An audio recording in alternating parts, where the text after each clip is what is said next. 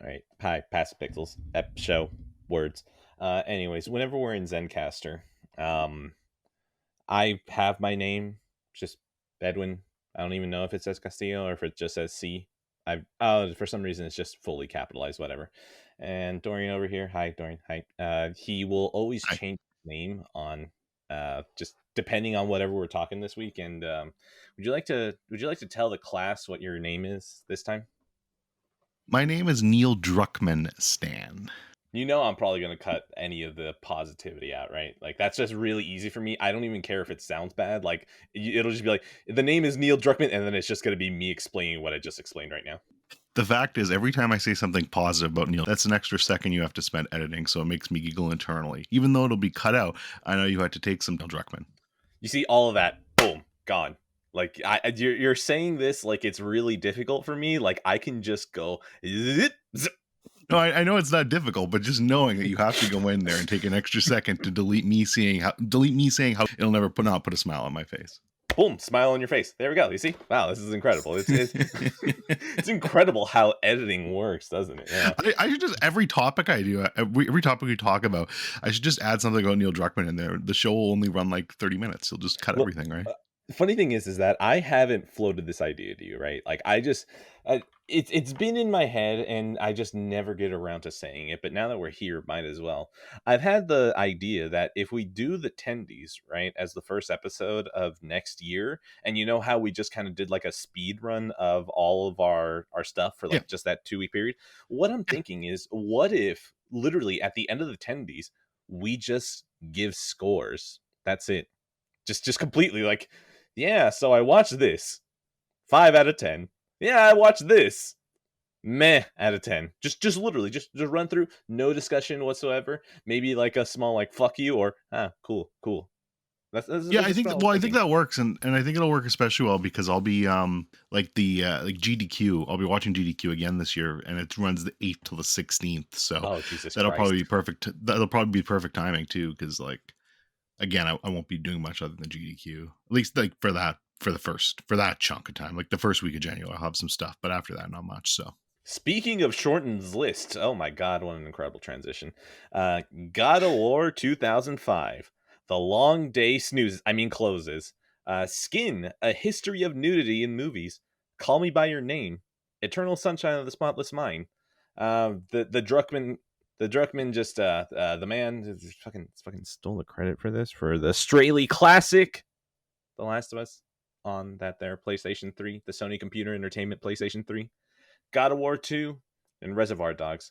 Dorian, I actually think that it won't be that long of a nap. Give me your list. What's on there? yeah, it's not as bad as normal. So we got Pentiment, The Devil in Me, The Last of Us Part 1 on the PlayStation 5 Gym Station, Deal. Forspoken, the demo, Help, Wings of Desire, Joint Security Area, Sympathy for Lady Vengeance, Decision to Leave, In Fabric, Lucky, Jabberwocky, Adaptation, Pulp Fiction, Emily the Criminal, Christmas Catch, and Those Who Wish Me Dead. Yeah, if you just started telling me that there were like fake titles in there and you made it a game of like which one to pick out, I would say that.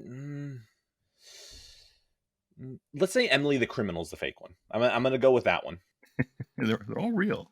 They're all real, shockingly. Sure. Okay. Yeah. Okay. Yeah. Okay. Fine. You can say whatever you want. I mean, like, I want to say The Last of Us Part One is actually the fake one. Okay, because we all know that there's just one game, so there's no point in calling it Part One. True. All right. How do you want to handle this? Do I go first? Because like I'm Um, looking at my list. Like literally right before we started doing this, I started looking at my list. I'm like, oh boy, this episode by the time I'm done editing, it's gonna make me want to cancel the show. let me there's like three things that I kind of just I'm really mid on. Let me get rid of those quick. Go And for it. just dump them quick, and then you can do whatever you want after that. Okay. So just quickly here, Jabberwocky. This is a 1977 movie by Terry Gilliam, Oh, starring Michael Palin. This is really early. Terry Gilliam, obviously, this is before he did any of his big stuff.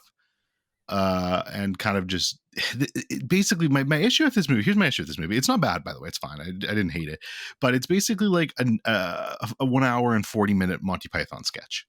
And if you watch Monty Python or see Monty Python's great. I love Monty Python, but those sketches should be like 10-15 minutes max. Trying to stretch that kind of whole idea into a movie, it just doesn't work well for me because there's a lot of downtime here and you're just kind of waiting for like gag to gag sort of thing. And then it tries to take itself kind of weirdly serious in the middle. So I don't know. To me, it just kind of missed the mark a little bit. It was still fun though. Like when the gags hit, they hit pretty good. It just compared to a lot of his other work, like Holy Grail and even his like non-comedy work, like Fear and Loathing and Brazil and what's the other one? 12 Monkeys. That's what I was looking for. It just doesn't hit the same mark. So totally fine, acceptable movie. I didn't hate it, but not super memorable for me. I really bought more movies and Terry Gilliam's just right there. Man, I just keep buying shit. That's my score. This is another director out of 10. That's my score. All right. And it's a 3 out of 5 for me. Those Who Wish Me Dead. This was directed in 2021 by Taylor Sheridan. How do you make an entire documentary about everyone else? How do you do that? All right. It took me a long time, but it was well worth it. Incredible. No, that would probably be more entertaining than this movie, honestly. Directed by Taylor Sheridan, who is obviously everyone calls it the Sheridan trilogy with Hell or High Water, Wind River, and Sicario, which he wrote all 3 of those movies and directed one of them, I believe. I think he only directed Wind River. But yeah, so this is his second basically full feature-length film he directed. So I tried Yellowstone earlier in the year. I made it 4 episodes. That is never happening again. But I still liked his movies, so I was like, hey, let's give this one a shot.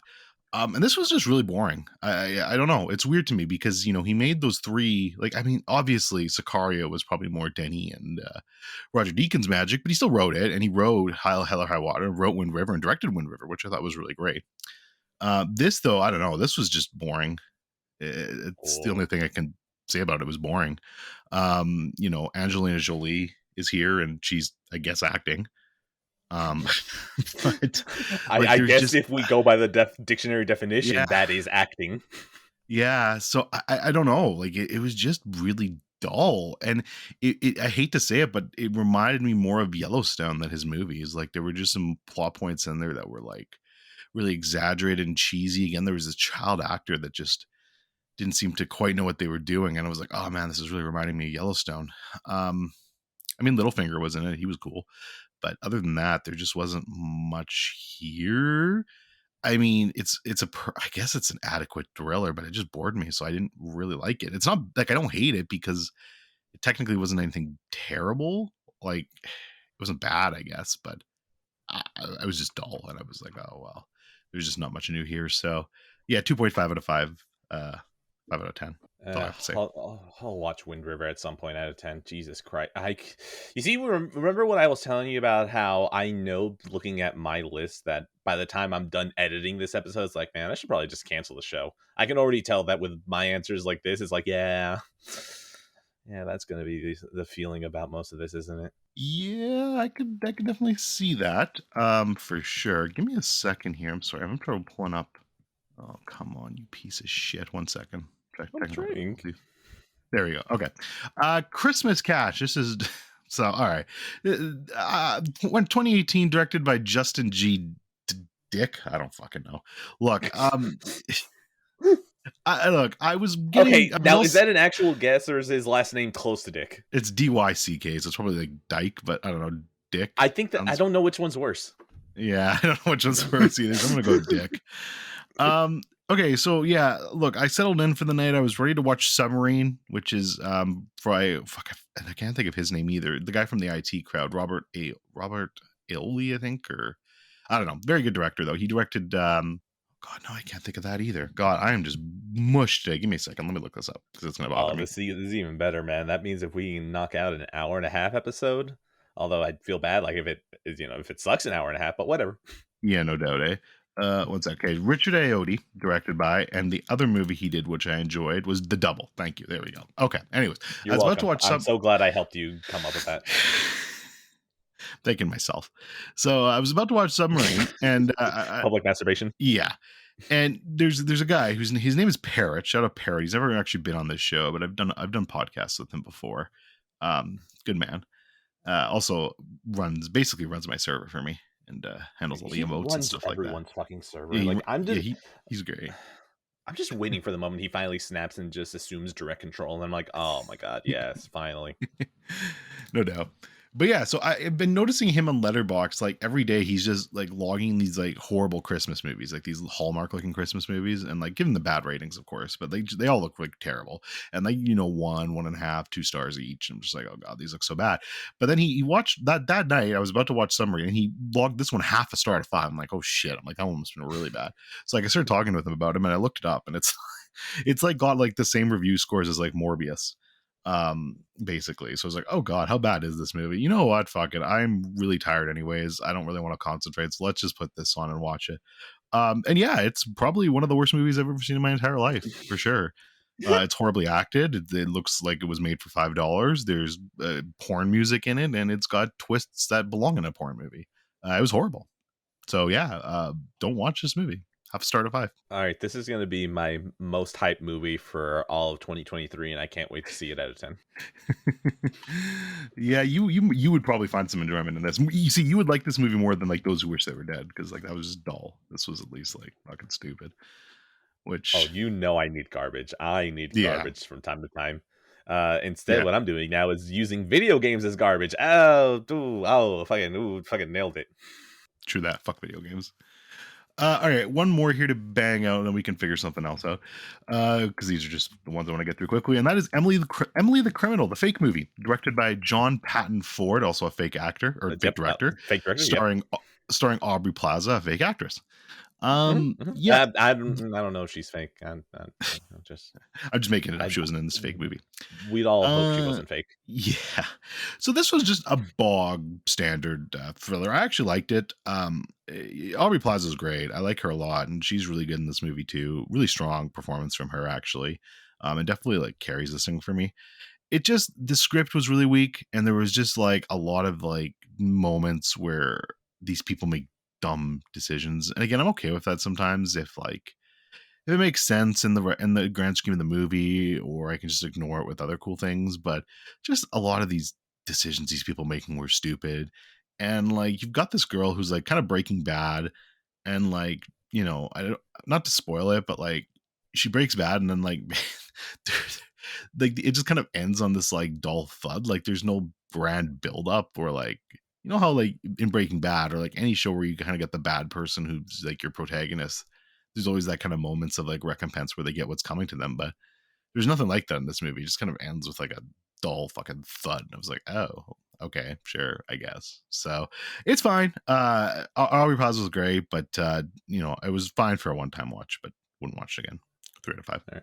I'm gonna take it in a different direction. I just remember that for some reason I was like in South Padre Island or Corpus Christi. I don't remember, one of the two. I had my Switch with me. It was late at night. My wife and I were done for the day. We were just out on the beach the entire day.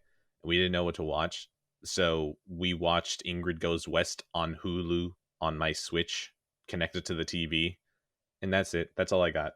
Ingrid Goes West was fine. That's it. That's all I got. Ingrid Goes That's West out on of 10. that's on my watch list actually, mainly It's because fine. of Aubrey Plaza. So I'll watch it at some Yeah, point. I just kind of imagine that like Aubrey Plaza is the main reason why these movies get greenlit, because they're just like, you want to see Aubrey Plaza be Aubrey Plaza, and everyone just goes, yeah, well, why not? Yeah, that's fair. All right, I've still got like 12 or 13 things left, but you can do some stuff now if you want. Okay, I'll start off with something here. God of War 2005. It's fine. It's not. It's not. It's not good. Honestly, like I've struggled to call this game good. It works. It's functional. It's not glitchy. It's got old game stink all over it, where it's like, hey, yeah, we're gonna have a puzzle mechanic, and we're gonna require perfection from you. You hear me? I need you to move this fucking box over there double time, okay? And it's like, dude, it's a fucking box puzzle. Why are you making this like as sweaty as it is? Like, just stop. The combat is, it's fine. It's flashy. I like that, the more you unlock the levels for the Blades of Chaos, that you get more combos. That's fun. I kind of enjoy that. I can imagine that once you start getting real deep into the system, that it gets real good. Blocking and parrying, but like the parrying is not touching the part of my brain that's like, oh god, I want to get real deep in this combat. Like, I don't know. At some point, it just kind of becomes real button mushy, and I'm pretty sure if you put it on higher difficulties, you had to play it with with actually thinking and blocking, and it's like I kind of don't want to. And it's fine. It's very fun thinking about how David Jaffe just takes so much credit. He's like, I created God of War, and at least from this one, it's like, oh man, if I end up going through the entire God of War series and this ends up being the worst one, it's like, ooh man, is that really credit you want to take? I don't know, man. So yeah, God of War 2005.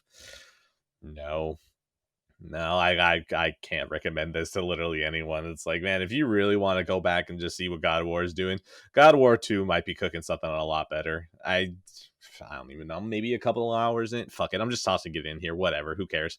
God of War 2, I'm a couple hours in there, and yeah, you know what? This is what whenever you think of God of War Greek, God of War 2 is what you should be thinking of instead of God of War 1. Now that I think about it, like God of War 1, the beginning of the game is probably the biggest that it gets, which is weird considering that at the end of the game you grow like 30 feet tall and fight the god of war. And, like somehow that feels smaller than you as Kratos taking out a Hydra at the very beginning of the game. It's one of those things that if you think that that God of War 2005 was like a proof of concept, I get it, but also like I don't think it's that good of a game. Sure, good proof of concept, good build base to build off of, but like man, this game's fine. It's fine. But God of War 2, ooh boy, man, like they actually kind of fixed it. I really like the combat feels faster, and it feels like, man, I'm gonna probably repeat myself because of what I said for Ragnarok, but like it feels like the animations lead into each other a whole lot better. It feels less stop and go. They had the trope at the very beginning where they give you all your powers and then just take it away, and that fucking pissed me off because it's like, oh my god, this feels great, and then it takes away my powers. Like, damn it, I was fucking destroying. But yeah, God of War 2. That's a good game so far. When will I get back to this good game? I don't know, man. My focus is going to be finishing up The Last of Us with my stupid rules. So, God of War 2, that's not a bad game so far. And God of War 2005, just skip it. Just skip it out of 10. Yeah, God of War. So 2005. I think I'm a little bit more positive on you, but it definitely is a bit dated for sure. Supremely. And yeah, and it doesn't hold up great, but it's still fun, and I liked it, and it starts off the series in a good foot. And then God of War 2, I'm basically the same way of like where I think it's better. I don't know if it's a massive improvement, but it definitely feels better to play. And I think it's got enough small improvements that it's definitely a better game. I'm of the weird opinion though that God of War 3 is actually my least favorite of the ones I've played. So yeah, I don't know. That one just didn't click with me for whatever reason, but yeah, so yeah, the 2 I definitely think is an improvement over 1. But yeah, we'll see what you finish. Yeah, what you think of it when you finish it. They're both like around 7.5 out of 10 for me though. Solid I games.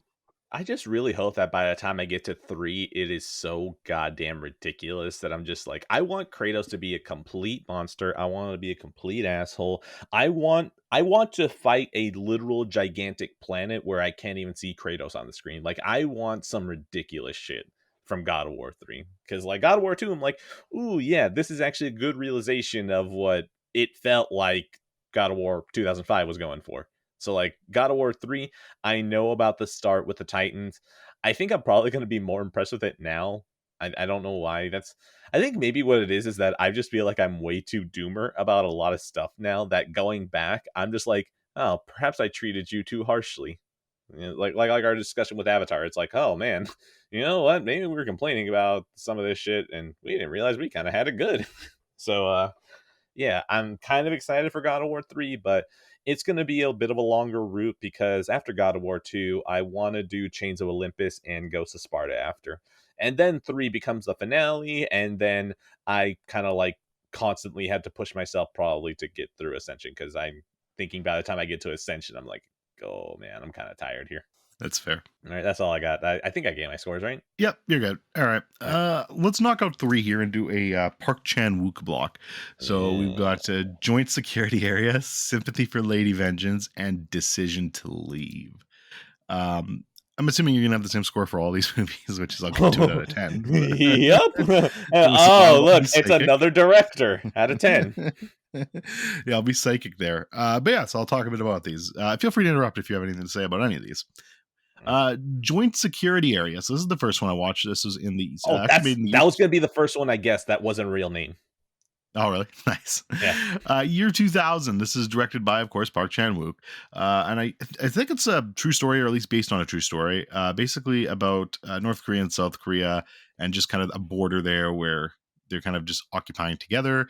And basically an accident happens, some people die, and shit goes down. Really good. Very, very different from Park Chan-wook's regular stuff. Although I can definitely, funny enough, after watching Decision to Leave, I could see a little bit of that here with some of that detective murder mystery stuff that was a little bit present here, which I thought was kind of cool. But plays it very seriously. This is easily the least horny of his movies I've ever seen. There's none of that here. It's pretty straight laced for the most part. You know, a few funny From moments, my but brief interaction with this man, I mean, like, that's a high bar to say that it's less horny. Just throwing it out there. yeah, no. Well, the handmaiden exists, right? So yeah. Yeah, that's yeah.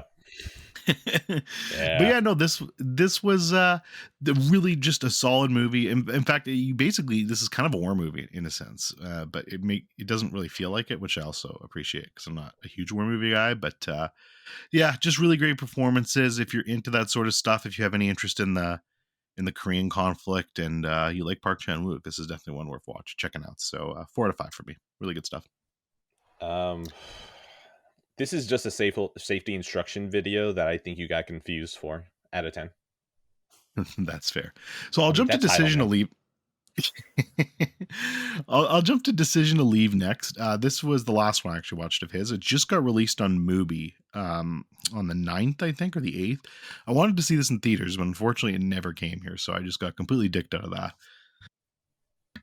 But yeah, so this was this year, obviously. Really great, really great movie. And it's grown on me a lot since I've watched it. It's not kind of what you expect going into it. It's detective murder mystery, but it's also quite quite romantic too. There's a lot of that in this, and it's really well made. Really well made. It's kind of the perfect, like, a detective who's obsessing over his his job and his career, and he's so obsessed with it he can't. He's hyper focused on that, but he can't see the little things around him, and that plays a huge theme in this movie. All the way into its conclusion, which the ending to this movie is one of my favorites this year. And it's just spectacularly done. So really great stuff. I won't say any more because kind of diving into more would be spoilers. I'm not going to do that, obviously. But definitely one worth checking out if you're a fan of his work at all, or even if you kind of like these detective murder mysteries. Also, again, shockingly not super horny either. Definitely a little bit, but more than Joint Security Area, but far less than like Handmaiden or Old Boy or Sympathy for Mr. Vengeance or any of those things. So, yeah, but really great film. It's in my top 15 for the year, and we'll sit there. So, yeah. God, when the hell is Old Boy gonna sneak in my collection? Well, not in my collection. I guess more like the. Actually, you know what? I can call it collection because the shelf is a completely different term. When the fuck is it gonna sneak in? Right? I don't know. Breaking news: HBO Max cutting more shows. Sick, awesome. We love to see it. Continue. I'm not even gonna read off the names. Who fucking cares? Oh wait, no, hold on. Never mind. There's an actual name in here. Raised by Wolves. Okay, I don't care. As long as it's not leftovers, I don't care. Okay, look, I didn't verbalize this earlier because it's like I don't really feel like typing this. But speaking easier, right? I have zero worries about that show ever getting pulled because I don't think HBO remembers that they ever fucking made it.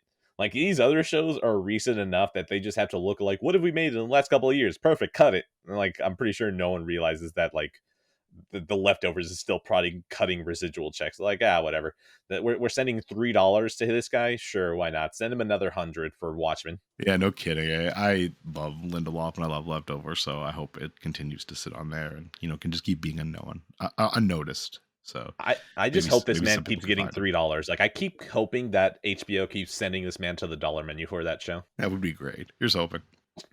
Okay, and then final one of this trilogy is Sympathy for Lady Vengeance. Now, this is the third of the Vengeance trilogy, and I think it's the third actually chronologically too, which is Sympathy for Mr. Vengeance, Old Boy, and then Sympathy for Lady Vengeance. Sympathy for Mr. Vengeance, unfortunately, I don't know why, it just didn't click with me. Thought it was fine, but I wasn't a big fan of it. Old Boy, obviously incredible, in my top 100 of all time. I think it's a fantastic movie. I actually You said 100, right? Top 100, yeah. Okay, I just, it's such a huge number that it caught me off guard. Well, it's because I have my letterbox list like all the way up to 100, so it's a constant list that's in my mind now. That's the only reason I say it. Terrifying. Sympathy for Lady Vengeance, though, is actually now my favorite Park Chan-wook film. Yeah, which I guess it's a hot take. I really love this movie, though. I think it's really, really, really great. Basically, this woman, she's falsely imprisoned for a murder of a 6-year-old boy, and she wants to seek vengeance on the person who actually did it. And it sounds like a very simple plot, but where they take it is very, very interesting, and I love where it goes. Watching her kind of go through this journey and go through these emotions is fantastic. She's great. Lee Young-ae, she just does a phenomenal job here. And there's just so much, like, when you, like, again, it's so hard to talk about this without spoilers, because some of the really big themes and cool stuff of this movie would be giant spoilers, so I'm not going to. But the stuff that happens near the end particularly is just stuff that you don't expect to see in this type of movie, and is really cool, and I think definitely sets it apart from the other ones. I definitely do need to rewatch Old Boy and give that another watch at some point and see where I fall on that. But yeah, the smell test for me out of the gate is that this is my favorite Park Chan-wook movie. It's gorgeously shot. The ending sticks with me. I think this is just a fantastic film. So really, really incredible stuff, and it's slotted right in my top 100. It's a really great piece of work. Okay, so I've got nothing for this one because, again, Park Chan-wook. What I will say is that when I saw you mention this one, I was like, what the fuck? I didn't even know that Lady Snowblood was on your radar. And then I stopped to actually read the title. I was like, oh, never mind. I'm stupid. Yeah, no, I do want to watch that though. But no, that's not that one. Yeah, no, I had it sitting there, and I'm just like, I kind of want to watch you, but of course, as neurotic as I am, I kind of think like I should probably watch Police Story before that, for no other racial reason than it's Asian and it's in the Criterion. Something's wrong with me. Fair enough. Sympathy for Lady Vengeance, though, great movie, 9 out of 10. That might be top of the list of some of the stupidest shit I've said. And no comment. Yes, let me drown. Please, let me drown. I'm not even going to edit out that silence. I'm just going to keep it in. Yeah, just drown. Just drown. I'll be in shortly after. Don't worry. All right, my turn, I guess. The long day closes. Oh, fuck. Long day snoozes. Yeah. Told you, man. This movie's fucking boring. Jesus Christ. We're going to leave it there, can't we? I don't know. Yeah, like, I get what it's going for. I do too. Yeah, no, it's like a fucking visual poem, I guess. But yeah, no, you stole the words right out of my mouth. It's like, okay, you kind of, this is a stanza, and this is kind of the memory portion of it. Can you do something? Could you perhaps involve a character or two? Could there perhaps be a dialogue segment between two characters? Like, I didn't understand fucking anything from Mulholland Drive. I didn't want to fall asleep. This movie, I think I kind of understood most of it. Can I recall anything? No. Probably doesn't help I was watching this shit at 5 a.m. Probably doesn't help. But also, Jesus Christ, I should have just stayed asleep. I had a baby in my hands. I don't know who wanted to sleep more. Ugh. I was bored. I feel bored talking about it right now. Ugh. It's my score. My score is just a groan out of 10. Yeah, 2 out of 5. I'm just glad I didn't give this thing that much time. Continue. Yeah, no, I agree. How many do you have left? I did 1, 2, 3, 4, 5, 6, and we share Last of Us. But to be fair, Right, we're so not really six. gonna. We're just gonna One, punt two, that, aren't three, we? 4, 5. Yeah, 6, 7, 8, 9. Okay, so I got okay, so I'm 3 ahead of you. Let me try bang out a couple here. Oh, actually 10. Sit. Okay, a few. So we can get caught up here. Okay, I'll talk about. I don't have a lot to say. This the Dark Pictures anthology, The Devil in Me. This is the season finale of the Dark Picture anthology games by Supermassive. Who obviously made Until Dawn, and they made The Quarry earlier this year, but all these Dark Picture games as well. This was a step back for me from the last one, House of Ashes, which I actually think was really good, and I enjoyed the hell out of that game. This one sadly wasn't, which is too bad because Jesse Buckley's in here, from of course Men and a lot of other fine movies. And she was really actually good, but like I just didn't really care about anything else going on here. They introduced a bunch of really weird ass gameplay mechanics that like didn't fit in these games. Like this game felt more like a Uncharted Naughty Dog game at times than it did like a choice driven story game, which is really weird. So much like fucking boosting and ladder getting and moving dumpsters around. I don't know what I was doing in this game. I feel my soul dying. Yeah, it was just very strange. I don't know why this game was like this. So it was Uh, bizarre to me.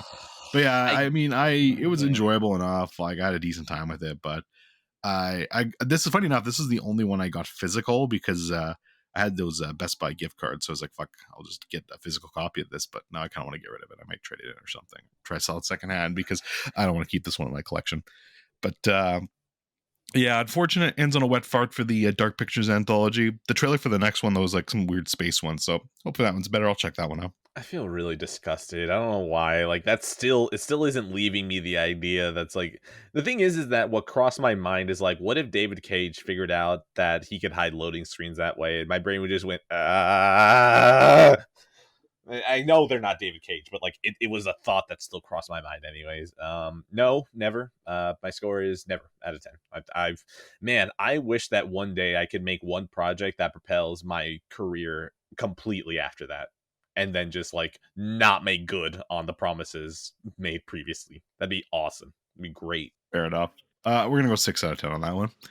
All right, let's do. Let's talk about Goat Spoken now. So we're gonna talk about the Sure, okay. Forspoken demo. Yeah, okay, fine. Yeah, you want to talk about the Addy token? Go for it. Yeah, fine. Go This for it. is the latest, the Okay. latest recipient of the Addy token, which Sure. Okay.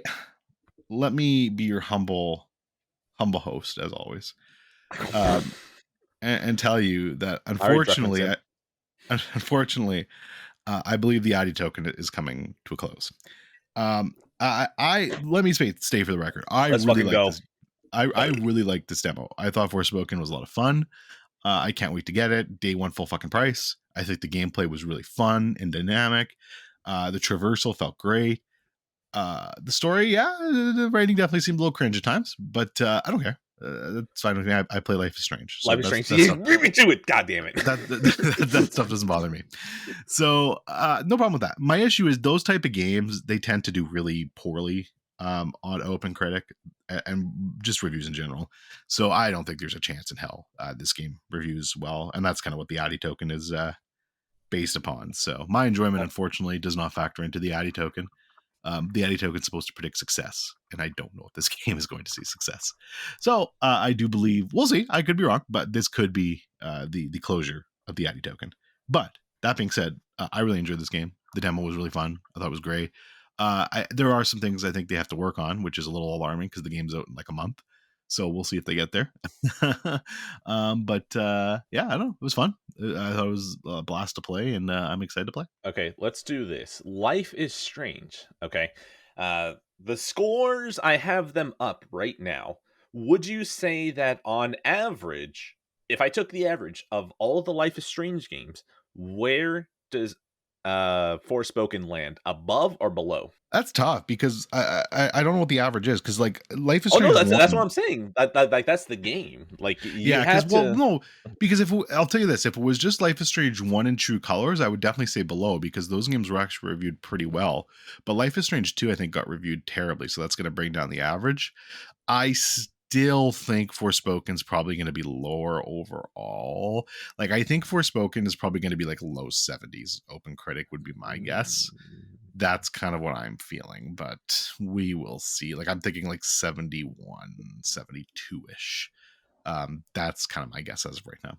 I'm gonna say that the entire video game reviewer industry is cucked, and they're going to love this game, and they're gonna be like, everyone who doesn't like this game is racist, and they're gonna give it the first 110. If that happens, then oh boy, I will be fucking obnoxious to deal with. But And I I just hope have no every doubt. single review, if you read it, it's like, yeah, the game isn't that great.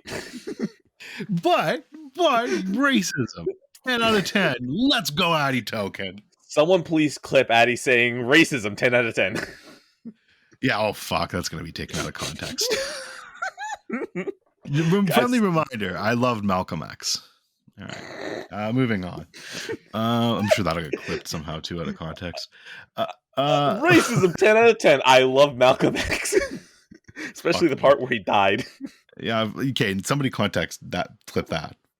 Not me this time. The problem is that I'm laughing, so like I'm just gonna be like, yeah, I probably said that. Fuck.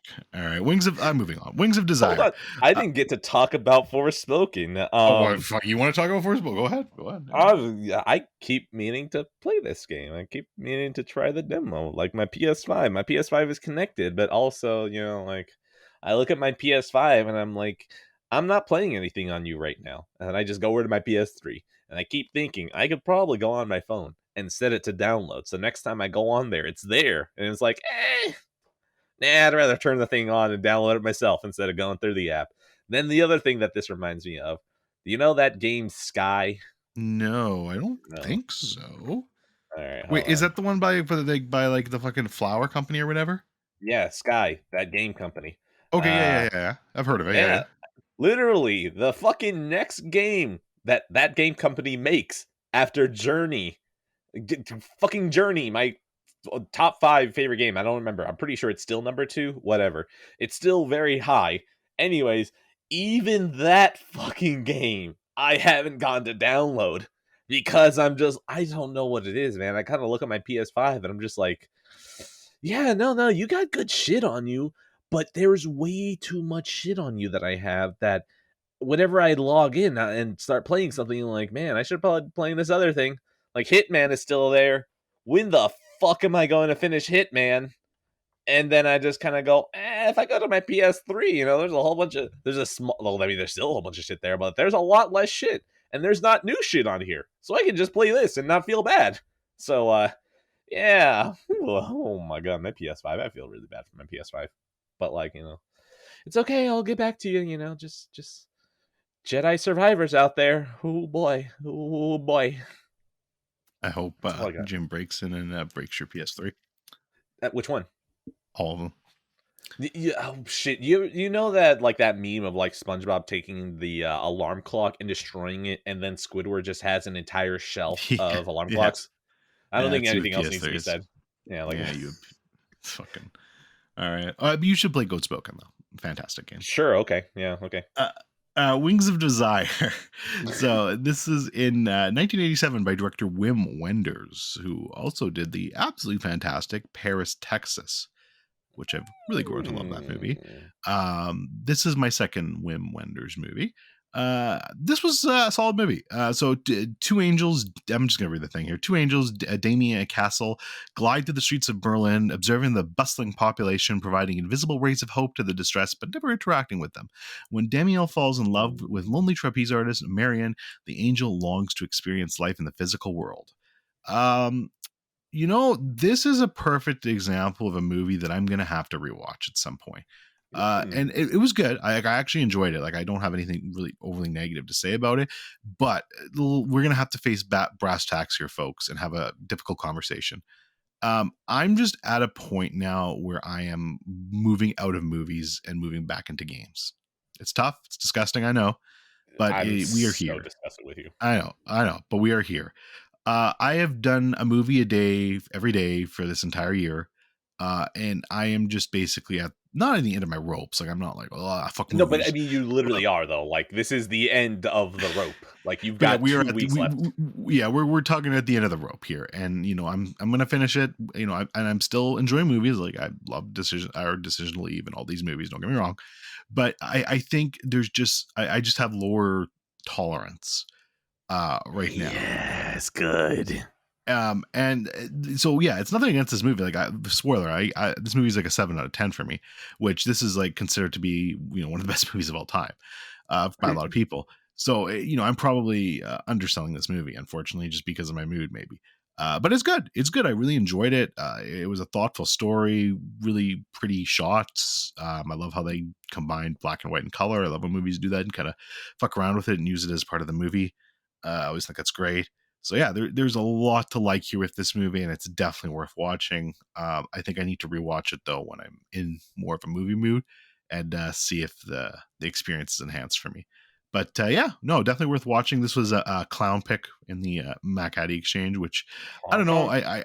I think I'm gonna keep going next year because one movie a month isn't bad, and I'm gonna try cut back my movie watching to hopefully only like a couple a week, 2 or 3 a week or something like that. So I should be able to do that. I don't want to abandon movies completely like I did during my insane game run there. So I'd still like to at least do a couple a week, and I plan on still hitting movie theaters very hard as well, and seeing everything I can in theaters. But yeah, so this was a solid movie, definitely worth watching. All right. So, Paris, Texas. This is one that I'm pretty sure I've added to my silent Criterion list. Like I have a Amazon wish list of Criterions that I just need to remember to, pick up at some point. But I am at capacity for movies. It's really fucking bad. Like my little cabinet that I use as my waiting room, just this needs to get revisited or this needs to get watched since I fucking bought it.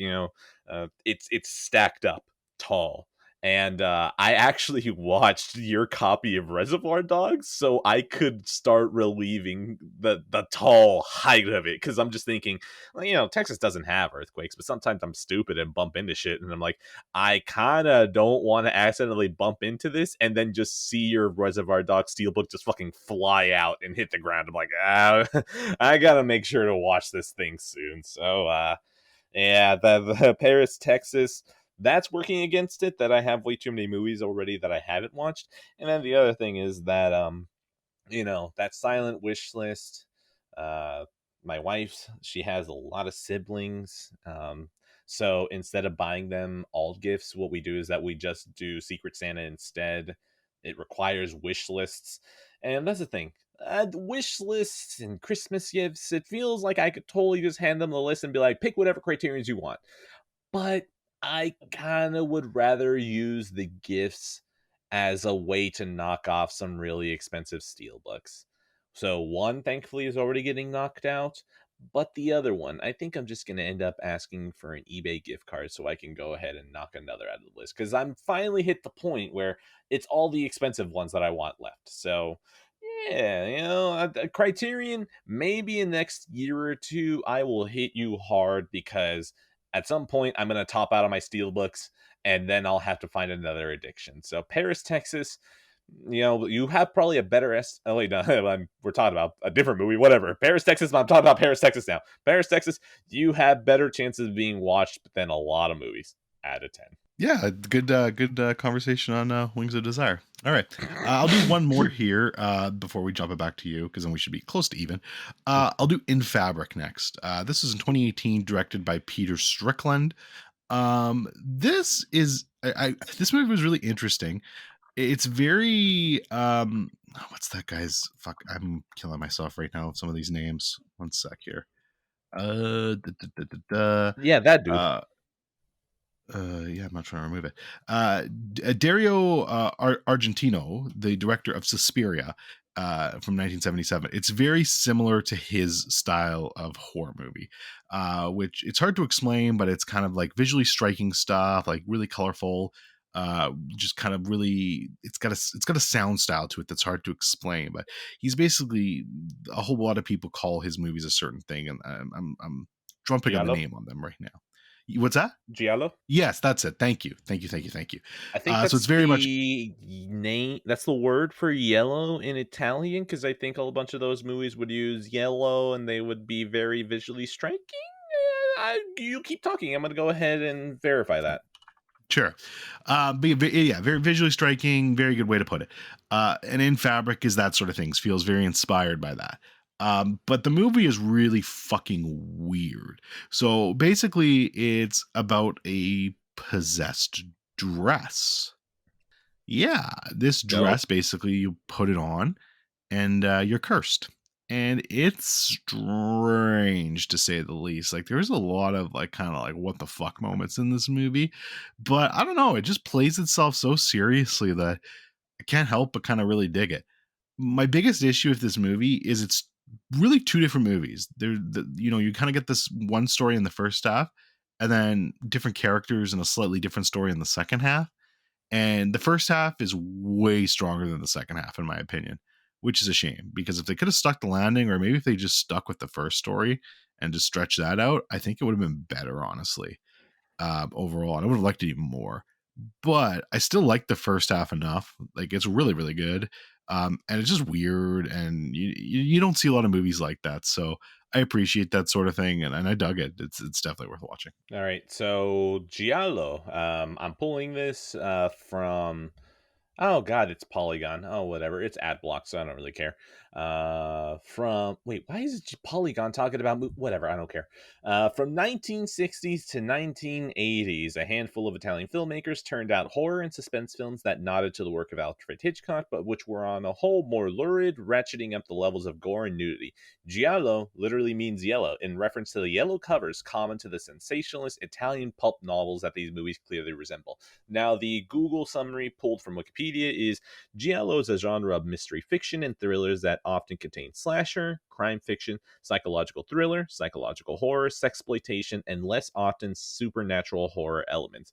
Now, the thing is that I wanted to push further on the yellow thing, but the thing is that I think I was getting it mixed up with American history, where I think there were something yellow journalists. You know what? Let me see if my American history is still good. Yellow journal. Yes. Oh my God. Am I right? Is this a thing? Yellow journalism, journalism that is based upon sensationalism and crude exaggeration. Fuck, okay, I guess Americans and Italians just landed on Yellow Pages as like, yeah, dude, Yellow Pages, this is shit, ship it. So, okay, that's kind of weird, but okay, yeah, you know what? Unrelated as well, I saw Suspiria. I saw that the 4K was $200. What the fuck? Why? Why? That's it. That's all Yeah, I got. it's very rare, unfortunately. I $200. haven't. Yeah, I mean, I've never seen it that high, so I wonder if it's like, I wonder if it's sold out now, and if it's like even stupider. Let me see. I'm curious. I'm gonna go on Amazon right now All right, hold on. because You do that. now I'll I'm be right back. Like curious. literally, just give me a Yeah, minute. yeah, Fill it. Fill it. yeah. I'm looking. Don't worry. I'll keep you all entertained on my search for this, which is hard because my keyboard's kind of fucked right now, so I have to like copy and paste a lot of stuff. But hold on, we're gonna get there, boys. Don't worry. We're gonna get there. Here goes the Xperia 4K. No, yeah, it's definitely cheaper in Canada, so it's not $200. They lied. It's $70 out They here, lied which too. Why are they always lying it's to me? Why do they always yeah, lie? I'm it's back. still pricey. Don't get me wrong for a 4K disc, but yeah, that's why I haven't gotten it yet, because it's more art. It's like a label and stuff like that. But I love that movie, and I really want to get that 4K. So I'm being lied to. Best Buy said that my Sony 4Ks were here. I was going to do a live unboxing, and I was lied to. I'm going to kill yeah, someone. well, that's just sad. 3.5 out of 5 for that movie. Your turn. Hold on. You know what? There was a plan. There was a plan for something at the top of the show, and we didn't do it. Do you remember what it was? No. Okay. Well, I was going to watch the Last of Us trailer. Oh shit, that's right. Yeah, you should do that right now. Let's I mean, you can always cut it and put it at the start. No, fuck that. I'm not doing that. I put timestamps. There's no reason for me to cut it at the beginning. Yeah, fair. All right, yeah. Let's All right. here. I'll watch it with you. Hold on. Let's line this up. Send me the link you're watching. I'll watch it too because I'll watch Okay, it all now. right. I'm pausing it. I'm pausing it. Oh my god, the subtitle says pensive music. I'm so ready Oh, for this. wow. There's some pensive music. All right, Jesus baby. Let's fucking Christ. go.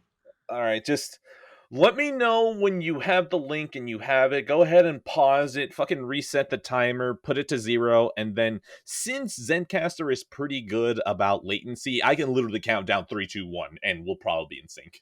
Yeah, I'm at 0. Ready whenever you are. Okay. All right. 3, 2, 1. I'm not cutting into this, by the way.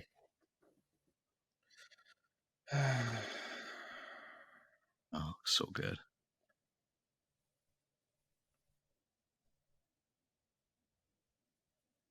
What a good fan movie. Bullshit. Bullshit. Your cargo. Beautiful. Bullshit. Great line. It's okay. They're going to hammer that one the fucking second game. Oh, sorry, second season. Whoops.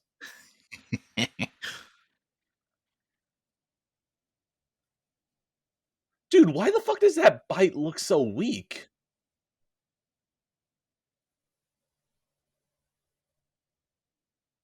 What the fuck was that comedic beat?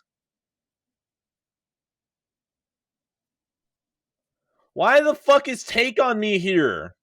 Last of Us 2, baby. Ugh. Great reference.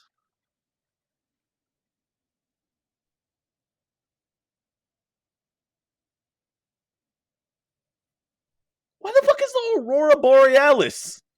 Yeah, that's one of the new scenes that's getting added in. Why? Deleted scenes from Druckmann, baby. Why are there Native Americans now? Oh god, it's January. It's closer than like It's close. Why is there a slow take? Oh, it's beautiful. I've No, got tears in my eyes right now. what the fuck is this? Is this Stranger Things? Is this just Stranger Things now? Oh, it looks great. Jesus Christ. Are we really getting all the way to winter? Oh, there's the guitar pluck. Oh. Jesus Christ, why? Oh my god, that looks bad. Boomer. 15th! Son of Oh, a bitch! That's 1 so month away. 1 month away from the Last of Us TV show. It's going to be incredible, folks. God. Oh, it's going to be so. I'll wait for those episodes. God. Oh, by the way, in case we haven't mentioned it, or just as a reminder, we're doing weekly episodes. We're doing special episodes, breaking down each episode, like literally after the episode. Yeah, I was actually shocked to hear this too, but apparently they're going to get through. Apparently, from what they've been saying, the first season's going to cover the entire first game. So we'll be going right into Abby time in season 2, baby, and I cannot wait. Fuck it. Let's go ahead and go. I don't like talking about news. Let's go right into that bitching as well. Shout out that this was supposed to be a one and done game until they said, fuck it, make a sequel. And then now, hey, maybe we need a third season. Can you make another fucking game to justify a third season? Fucking awesome. I love to see things get hoarded out in media. It's one of the greatest joys, actually, ever. Well, for a more objective take on that, Well, the Last sure, of Us okay. 1, Okay, yeah. the Last of Us 1 was a phenomenal game, of course, and could have absolutely stood on its own. Then they decided to make The Last of Us Part 2, which I think is a tremendous game as well.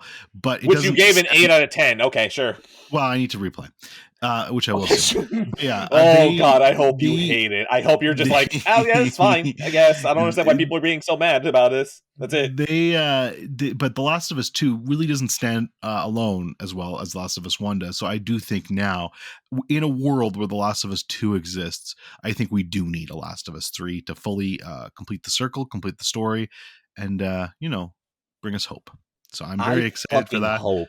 I hope that the third game is an apology tour and it's a bad apology. God, you know how. Oh, just imagine they bring Bill back just so people can be like, oh my God, it's Bill. And people can pog out and just be pogging the thumbnails, be like, Naughty Dog not woke anymore. Like, oh my God, please. I want them to. Druckmann Oh. never takes the easy way out. The Druckmann will always go for the difficult decision, and he is not afraid to take bold risks.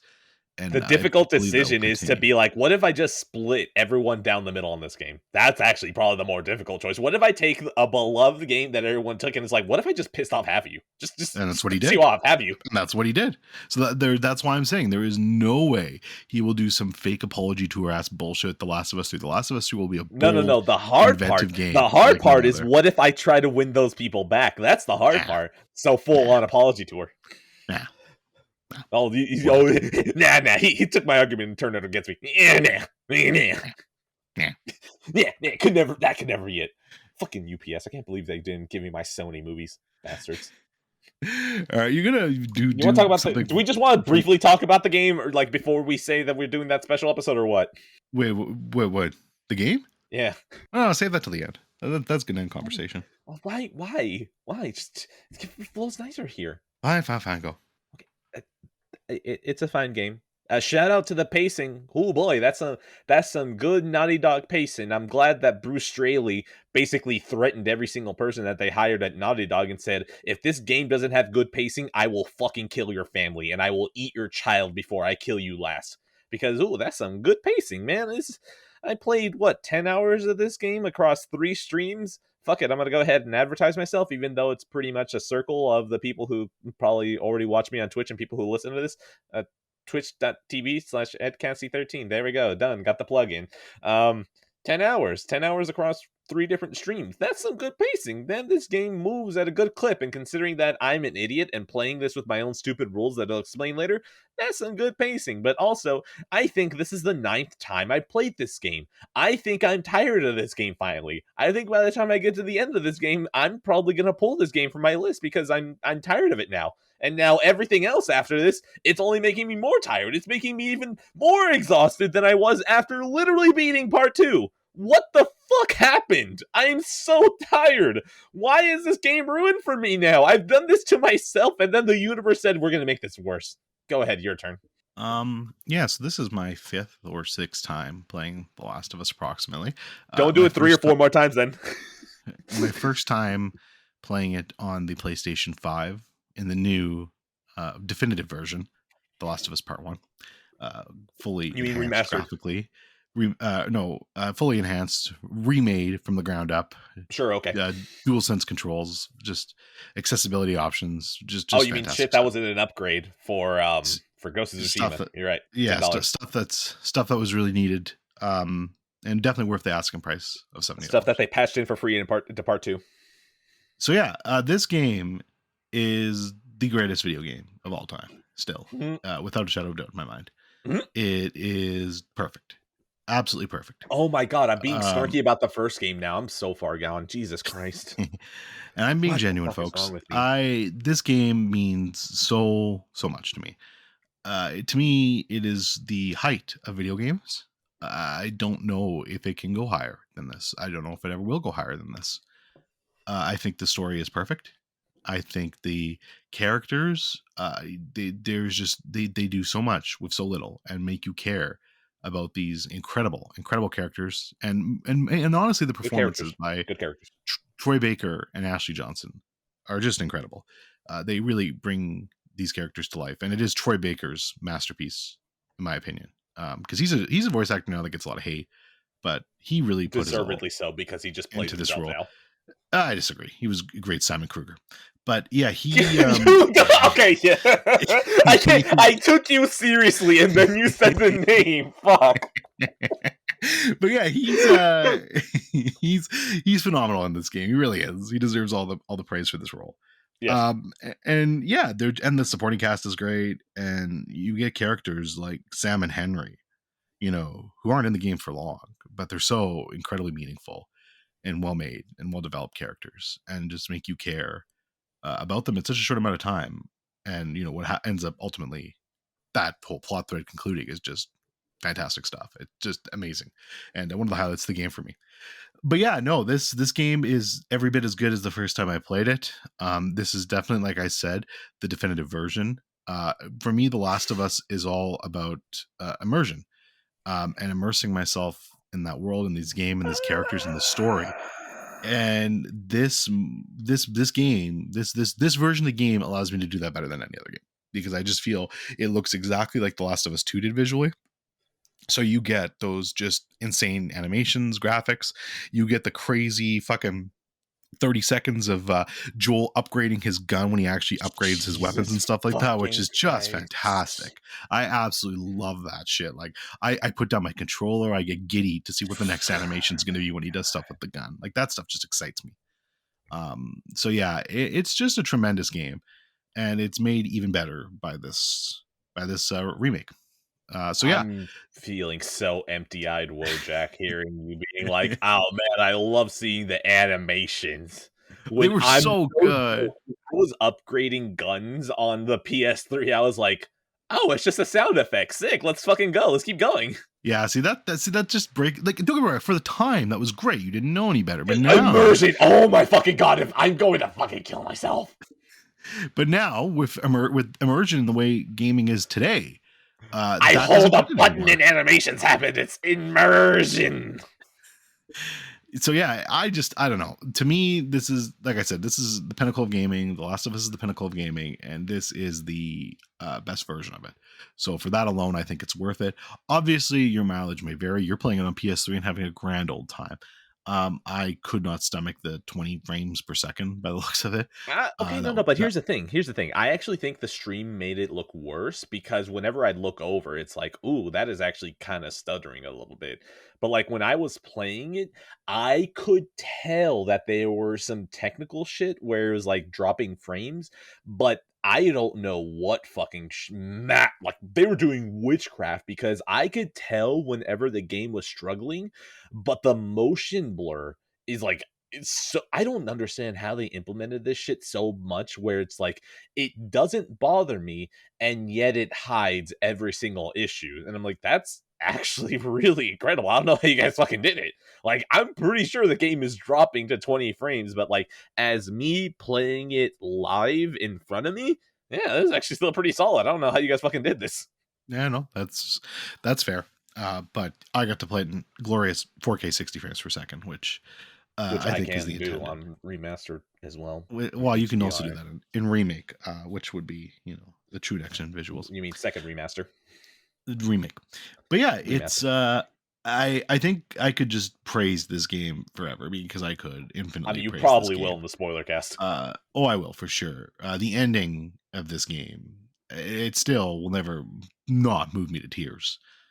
From everything that happens and the music that plays in the credits. It's a great fucking ending. It's so powerful. It's so incredibly powerful and so above and beyond what the medium of video games deserve. And I am very, very happy that Druckmann is getting a chance to prove his talents. As you just What saw with The fucking Last of Us, talents? you just saw in The Last What of Us fucking TV talents? trailer, he's getting to prove those talents to a whole different audience and world. And if there is any justice in this cruel, shallow world, The Last of Us will go on to be the biggest show in HBO history, besides Game of Thrones, because You know, nothing's ever now topping that that. you've actually said this out loud, you know why I think the show now may have a chance of being good? Because he's a fucking video game guy being thrown into something that's actually more important, which is TV shows, which means that he may have less of opinion than anyone else, meaning he has a shortened leash. And if there's something that reminds me of a shortened leash, it's definitely his development time on The Last of Us and Uncharted 4. So, you know what? Maybe the show has a good chance because this fucker don't actually have that much control because everyone's gonna be like, you make fucking video games, shut the fuck up. Well, let's be clear. The showrunner is Craig Mazin, director of a superhero movie. Yes, of course, So and which we all know, superhero movie, goated movie, okay? Better than a single thing that's ever happened in The Last of Us as an entire series, okay? So yeah, he is the showrunner. But yeah, Neil Druckmann worked very heavily with him and closely. So yeah, I mean, again, I could go on for hours, but we will have a formal spoiler cast where we talk about this one and part two, of course. Um, And this game, though, is still a 10 out of 10. It's still my favorite game ever made. It's still the shining jewel of the video game industry for me. As we all know, here's the thing. I am so hoping that by the time I get to the ending, I'm still like, this fucking slaps, keeping it on the list. And, maybe I drop it down a couple of points because, like, there's no chance that it stays as, what the fuck is it on my list? Hold on. Da, da, da, da, da. 1, 2, 3, 4. This is number 4. Yeah, it is not staying at number 4. No fucking way. Yeah, no, this is gonna drop a lot of places, and I don't know how much of it is it that I'm so sick of everything that came after, and the fact that I've All of it. intentionally made myself sick of this game. I don't know. That too. But wait, which one? Both. Oh, okay, you were saying both. Yeah, no, I don't know what it is, but, like, I'm looking at this, I'm like, I have this over Shadow of the Colossus. As No. it should be. Yeah, as it No. should be. As it should be. I have this over Elden Ring, Red Dead 2, As it Majora's Mask, absolutely Metal Gear should be. Solid 2, Nier As it should Replicant, be. Tetris Effect, As it Uncharted should be. 4, As it God should of be. War. As it should be. As it should be. There's so much shit where I'm like, actually, you know what? No, I'm kind of convincing myself again that, like, if I get to this end and I'm like, that's a good ending, I might still pull it entirely. It's like, I really am dying on the inside. There's no, you know what? No, I'm not dying on the inside. It's all of your fault. It's all of your fucking fault for making this into an IP, goddammit. We were so fucking close to the goddamn dream, okay? We were so fucking close to having a studio be like, yeah, our name is what sells the fucking game, all right? Yeah, that's what we Naughty fucking Dog. mean. Oh, is that why after The Last of Us they said we're gonna make another sequel, and then we're gonna make another sequel, and then we're gonna make another sequel, and then we're gonna make a TV show, and then we're gonna make a spin-off multiplayer game? Is that why? Well, I think if something in life is good, like The Last of Us is, we were so fucking close to the dream. Yeah! I think they have every right to expand the product and IP as long as it remains at a consistent quality. Product. I think that's the word. That's the operating word right there. Product. I think in the case of The Last of Us, it has remained at a very good and high standard of quality. We'll see with the TV show, of course. My hope is that it's good, but if the trailer is anything to go off of, I think we might be looking at one of the best TV shows of all time for sure. I'm gonna keep buying Dyson products because they're high quality. Keep making the high quality product, please. Art? We'll figure that out later. Oh my god! Why? But I mean, literally, but everyone does this. This isn't just a Naughty Dog thing. I'm tired of. I'm gonna go. Like, I'm tired of FromSoft fans being like, "Ooh, Elden Ring. Hey, Elden Ring is Dark Souls 4. Let's be real. Please. It's open world. Yes, it's the same fucking separated bullshit." Wait, but that's the thing. No, you can't make this argument because The Last of Us is just remaking shit off of Uncharted. That's okay. That is okay. Take the shit you already have and then put it in a different direction. That's okay. That's no problem with that.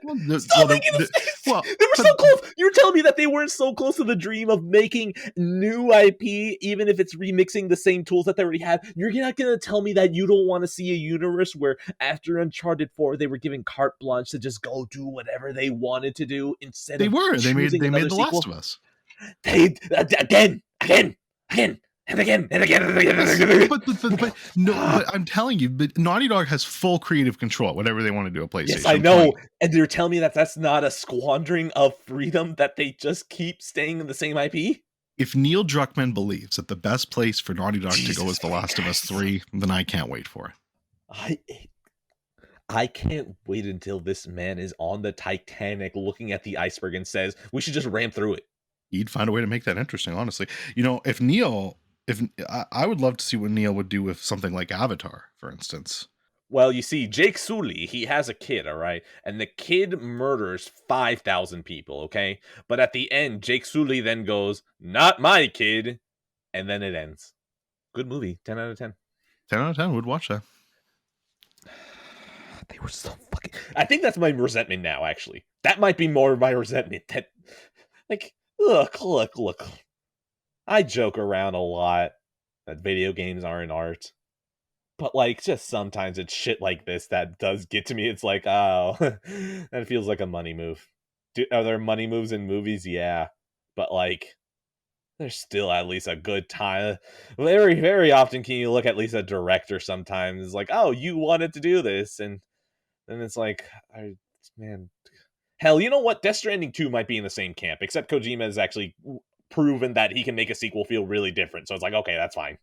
Well, Just it's a good fucking thing. doing her. I understand what you're saying, but Naughty Dog, I don't believe Naughty Dog has ever done anything with money as the forefront decision. So, But like, just you had it. You fucking had it. You went from Uncharted 3 to The Last of Us. And then like you were already working on Uncharted 4. So like that's fine. I forgive that one. And then you make the sequel. And like I fucking hate the sequel. And then now it's just saturation. It's just like there's so many fucking this is just gonna be this. Why are we still doing this? we should probably save it. We should probably Yeah, save exactly. it. That's what I'm saying. That's the thing, though. Like, no. I need to get the Seethe out because, like, I'm going to be talking about the game there. But like, this is just general bitching about the IP. Jesus Christ, it's a fucking IP. It's I'll finish it by saying this. In my opinion, The Last of Us is absolutely still art. It being to getting a sequel doesn't take anything away from that. I still believe you can go. I still believe you can go in and play The Last of Us and never play The Last of Us 2 and have an incredible standalone experience. Wow, cool. But, what happens next? Oh. Well, but I think if you want that enriched experience of a sequel, then you're looking at basically The Godfather 1 to The Godfather 2, and that's what happens with The Last of Us to The Last of Us Part 2. The Last of Us, I think, is a stronger game for sure. I need to replay 2 and reevaluate my opinions on it because a lot of them I think were made. I mean, it's a shocking story. It's not the one you expected, and I was definitely a little bit shell shocked at the time. But I think the time away and a fresh perspective is going to do me a world of good, and I can't wait to replay that game next year. The sheer mystery is too strong of a word. I guess curiosity. The sheer curiosity was what propelled me last time.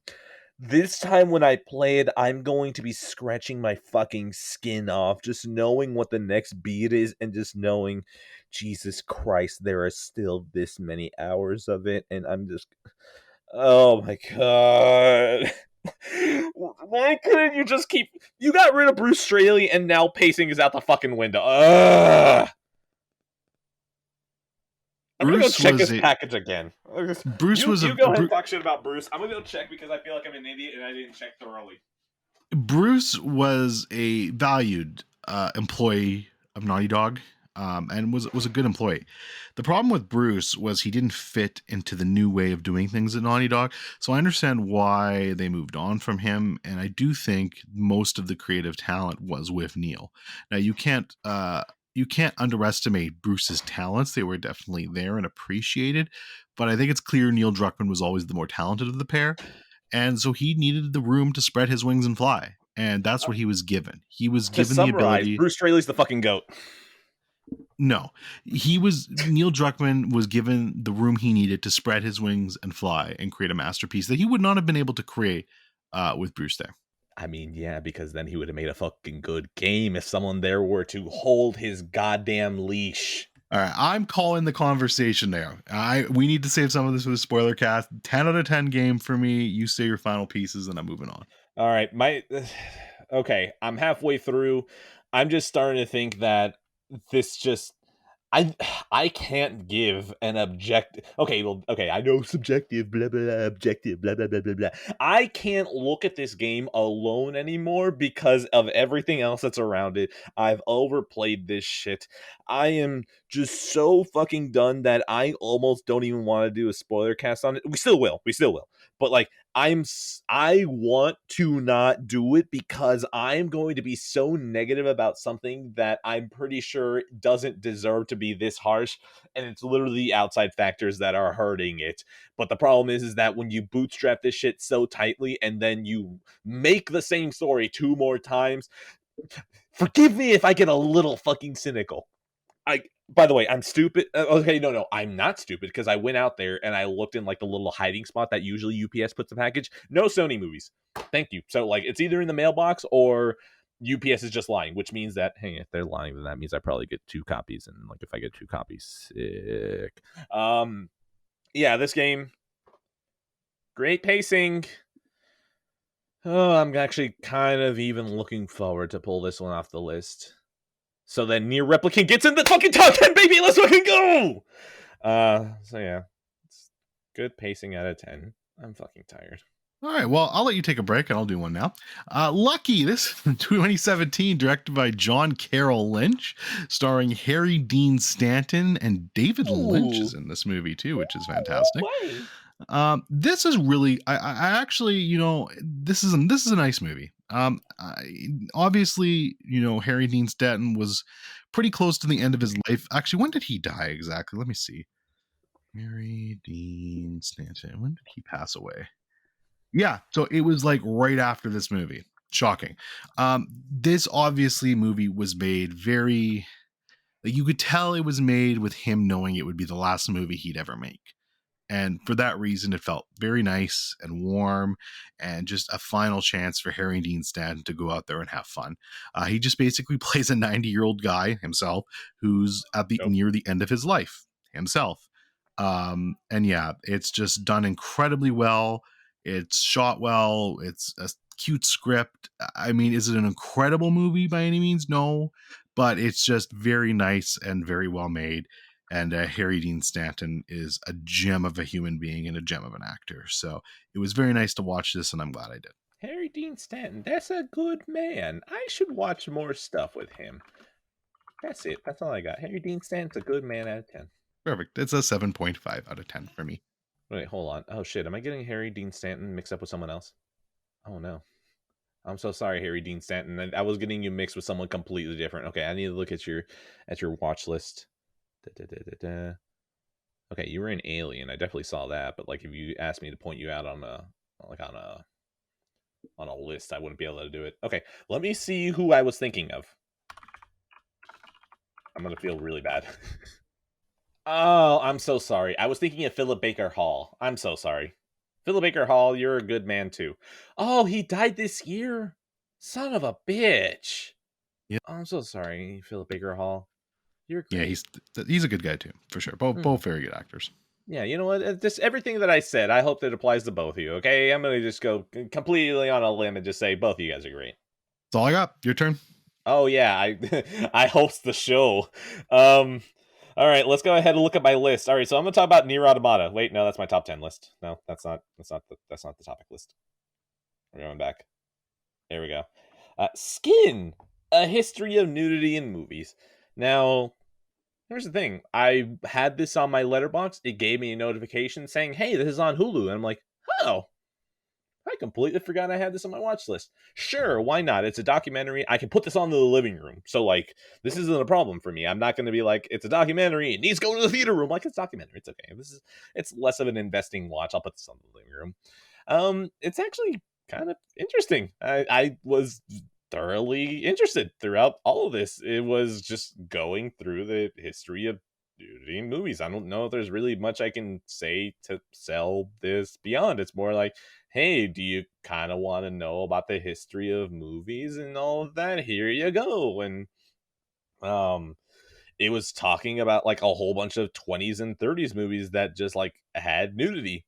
Like, just like, oh, huh, okay, wasn't expecting that. And then the Hays Code came in and started messing with that. And then how slowly, like around the 60s, is when it started kicking off again. And just a bunch of people that know film talking about it. I'm like, oh, this is really cool.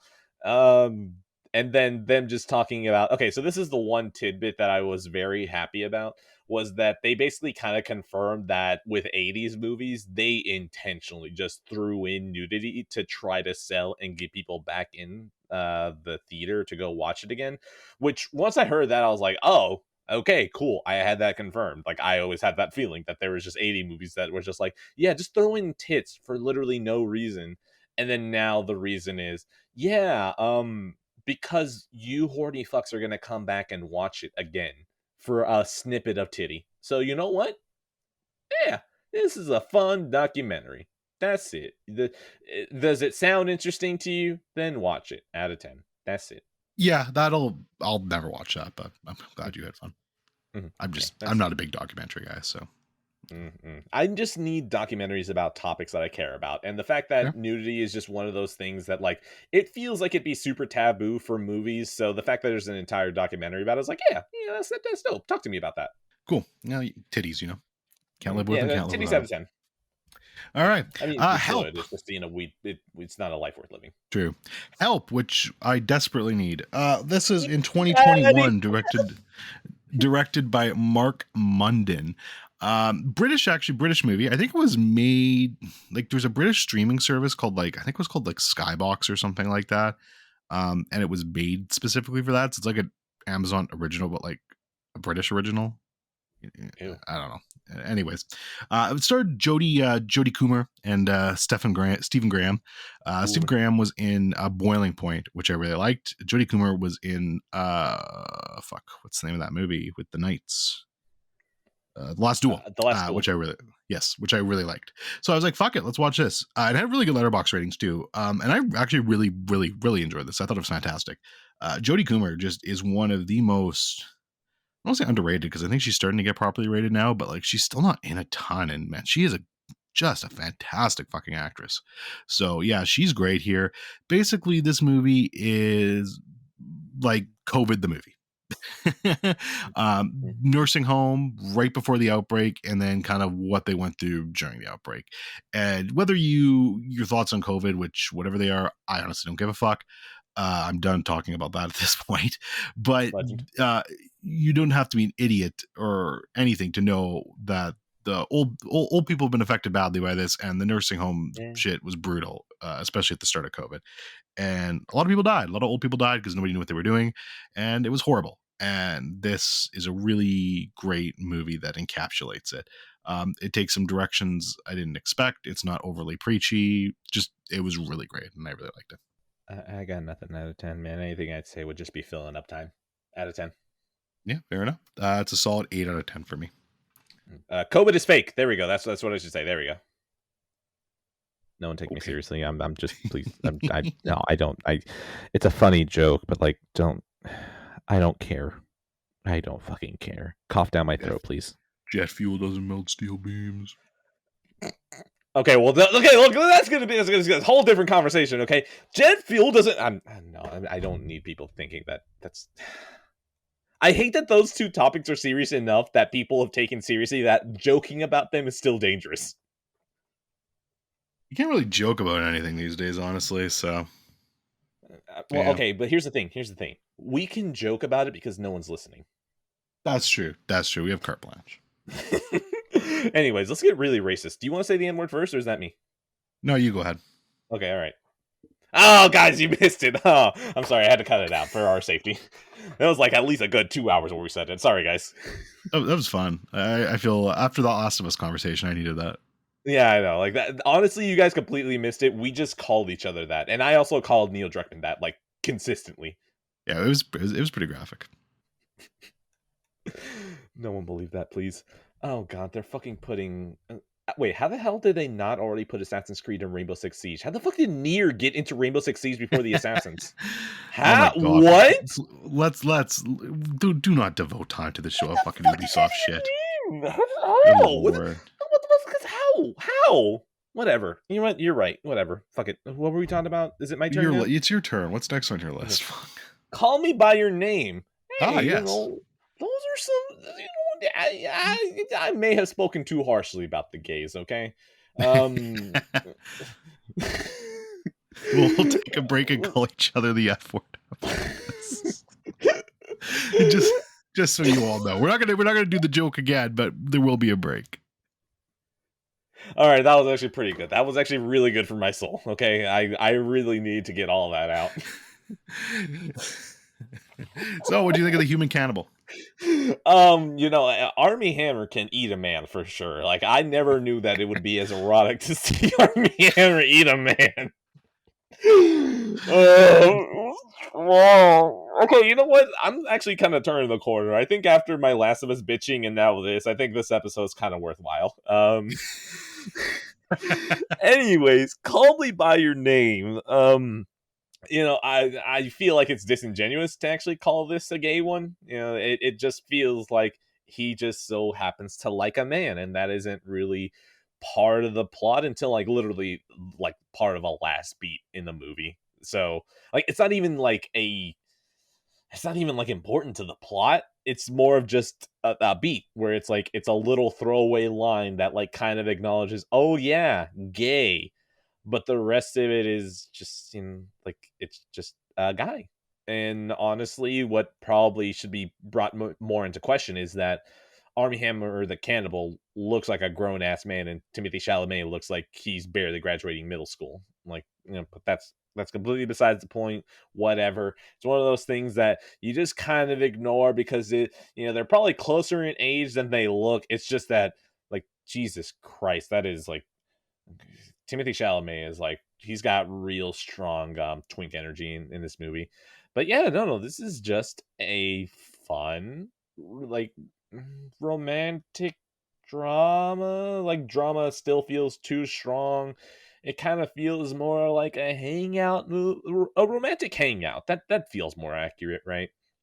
Um, Yeah, I like that. Gorgeously shot. Oh my god, it actually kind of makes me sad that I watched this streaming, and in that Sony box set is the 4K for Call Me by Your Name. I might actually rewatch it just because I want to see the way it's shot. But like, okay, see the way it's shot, whatever. Oh, didn't you fucking watch the movie? Whatever, just let me fucking say what I want to say.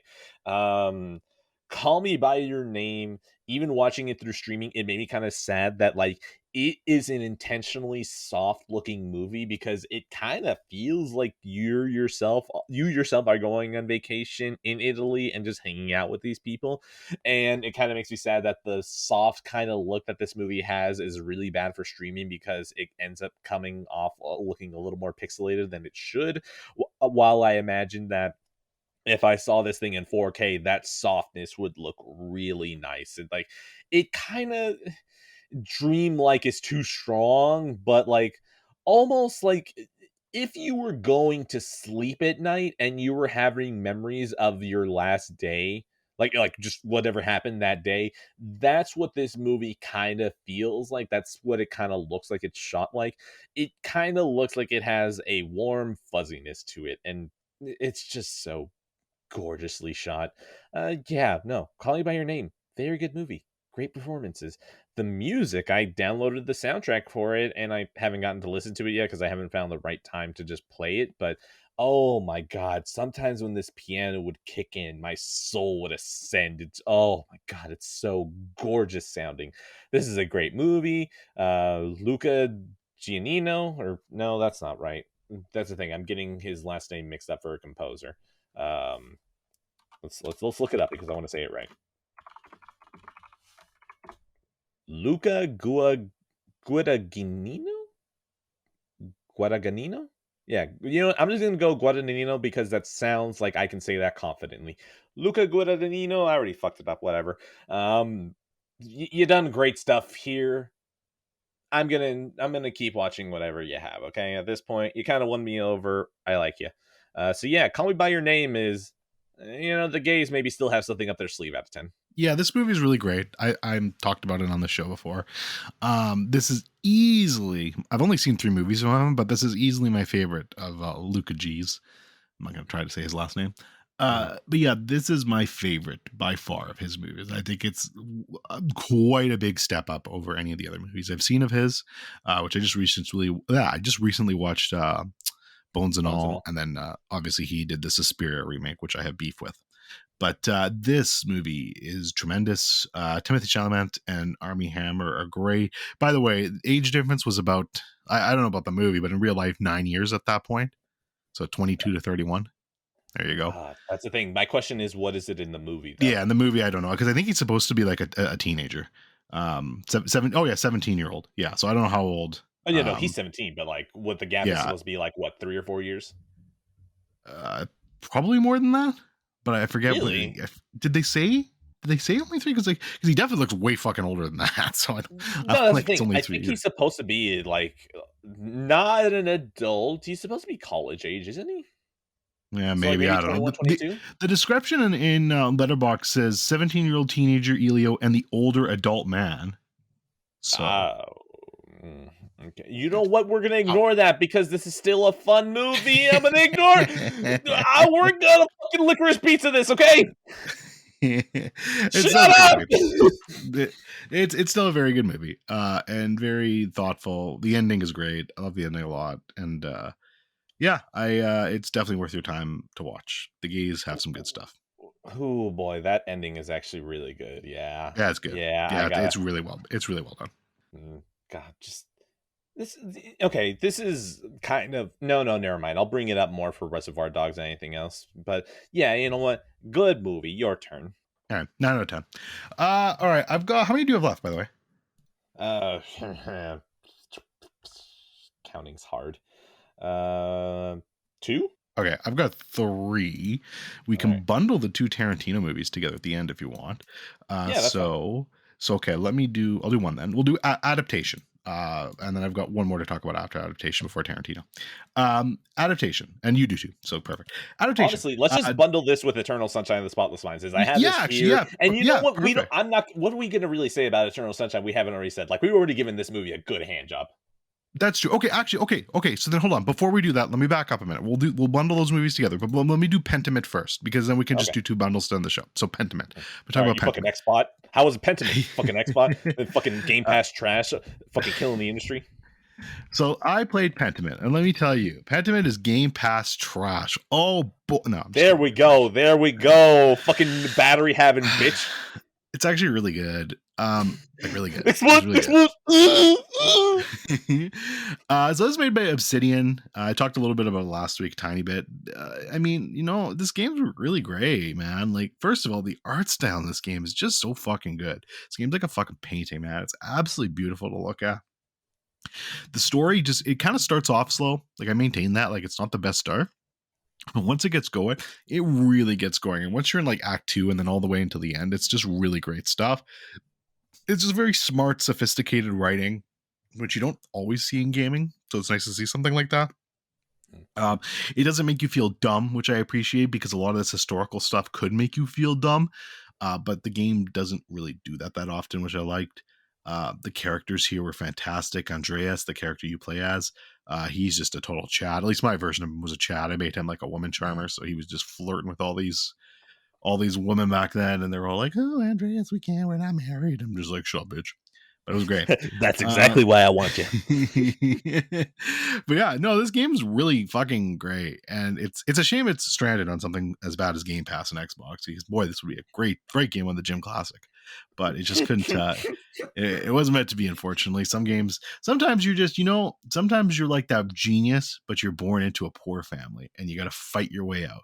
And that's Pentiment. You just got to claw your way out of that disgusting cesspool that is Xbox and make a name for yourself. And this game is good. I believe it can do that, thankfully. I'm just saying, like the glass ceiling truly exists, and it's for Xbox games, okay? Like you can't ever be good because of the glass ceiling existing. It's the only glass ceiling that I'm willing to fucking acknowledge. Jesus Christ. I'll do I break yet? No, I'm just gonna say it. I'm never gonna fucking play this game because Xbox trash fucking garbage, okay? I'm never fucking playing this game. Disgusting out of 10. I'll try it at some point. I'm not even gonna boost up the volume for this. If you can hear it, you can hear it. Cool. But like, I'm never gonna fucking admit that like I'm gonna play this game at some point. It's on Game Pass. All right, cool. We can go next one. All right, now we'll go into Adaptation and Eternal Sunshine of the Spotless Mind, a couple Spike Jonze classics. Well, Spike Jonze and, of course, sorry, not what am I doing? I'm fucking dumb. I'm so tired. Fucking hell. Sorry, a couple of Charlie Kaufman classics, very different directors. Spike Jonze directed. He's a writer. Yes. Oh, he directs too. For both of these, though. Yes. Charlie Kaufman wrote for both of these. Spike Jonze directs Adaptation, and then I believe it's Michael Gondry. Yeah. Thank you. That directs Eternal Sunshine. An Adaptation. So I hope you do get to watch this eventually, Ed. This is going to be your shit, I think. Sitting there, man. Just yeah. And this movie is so fucking Oh, it's so fucking good. It's just when you know that if you know Charlie Kaufman and you like Charlie Kaufman's stuff, like especially the stuff he writes, like Eternal Sunshine of the Spotless Mind and uh, Being John Malkovich.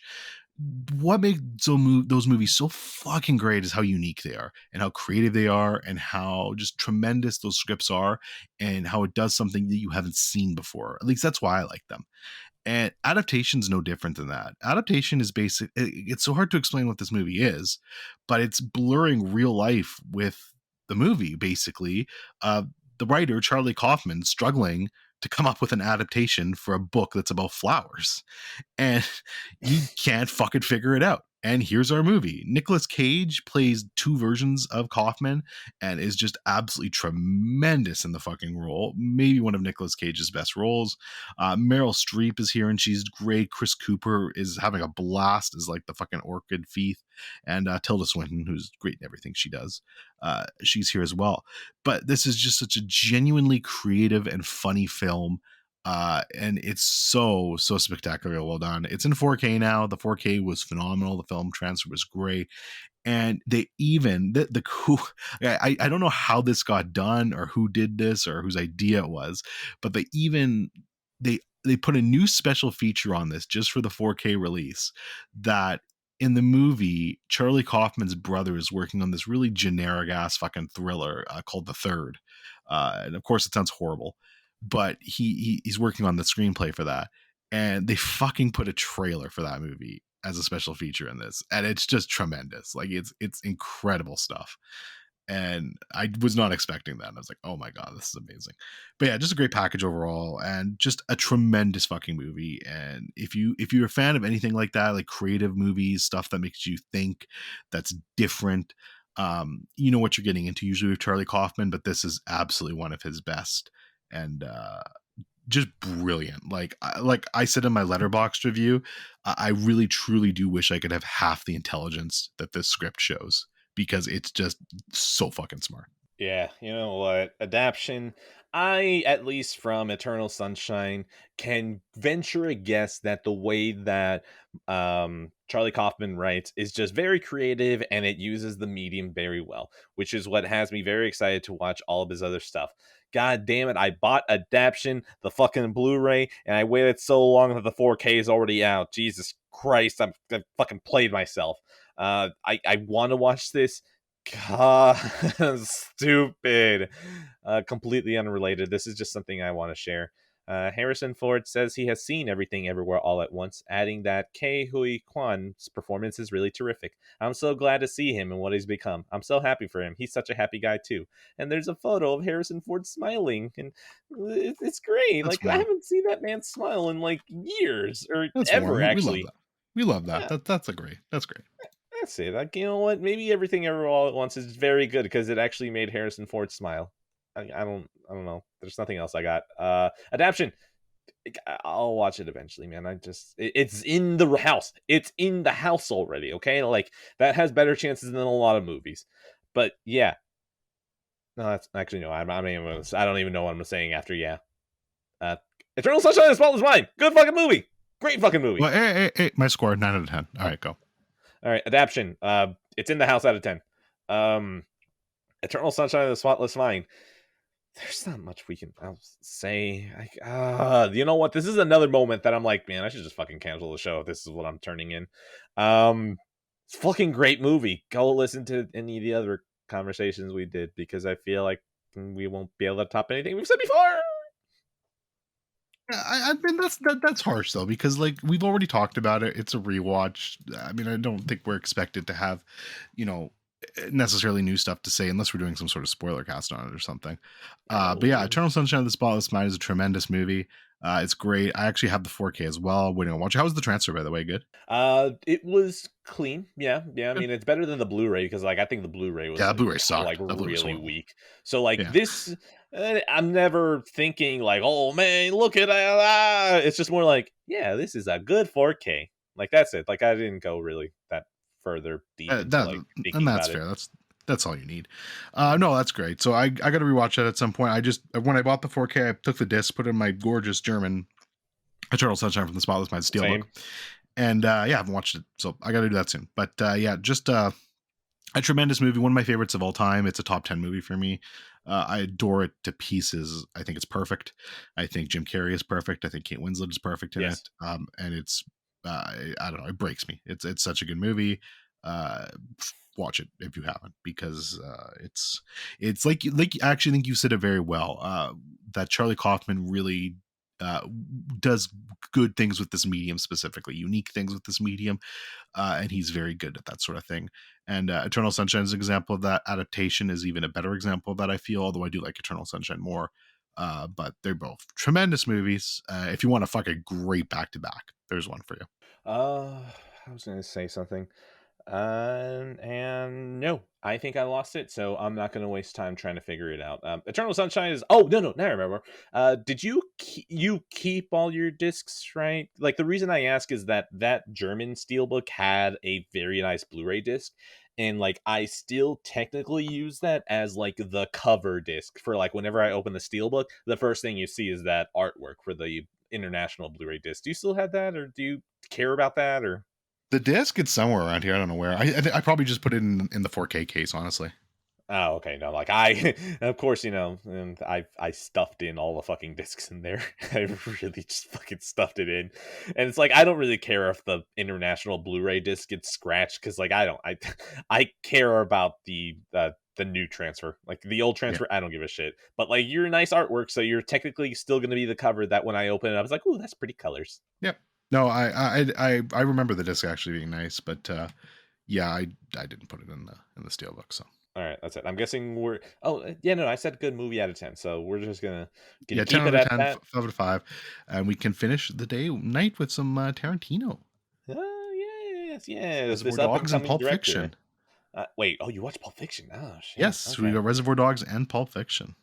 Pulp Fiction. I think I'm actually gonna watch that soon, because I was pointing out. Oh, who was it?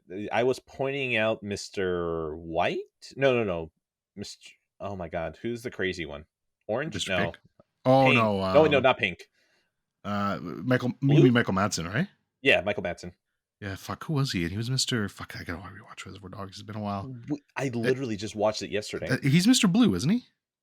Is he blue? Is that does that sound right? Mr. Blue was Hold on. blowing everyone away. I mean, yeah, Hold on. just look it up. I'll let you Google it. No, he's Mr. Blonde. My bad. Blonde. Blue, Okay, blonde, yeah. blue, blonde. I was close. Blue and brown were the ones that got fucking blown away. Okay. Um Yeah, no, Reservoir Dogs, fucking great. I forgot what the reason, the whole point I was bringing this up. My wife doesn't remember watching Reservoir Dogs or Pulp Fiction, because I showed it to her so early in our relationship, and she was just like, "Yeah, whatever." And then now I've kind of indoctrinated her with enough movies that she's like, "Oh, okay, I kind of enjoy these." But also, she's fucking asking me if should we go watch Babylon? It's like, yes, I'm gonna go watch Babylon. Do you want to watch Babylon? She's like, "What's it about?" I'm like, it's directed by Damien Chazelle. What else do you need to know? She's like, I want to know what the movie's about. I'm like, I'm going to fucking divorce you. I'm going to kill myself. I'm going to set this house on fire, and I'm going to leave no survivors. This isn't admissible in court. Okay, this is all a joke. I label this as a leisure podcast. It should be a comedy podcast. Anyways, where was I?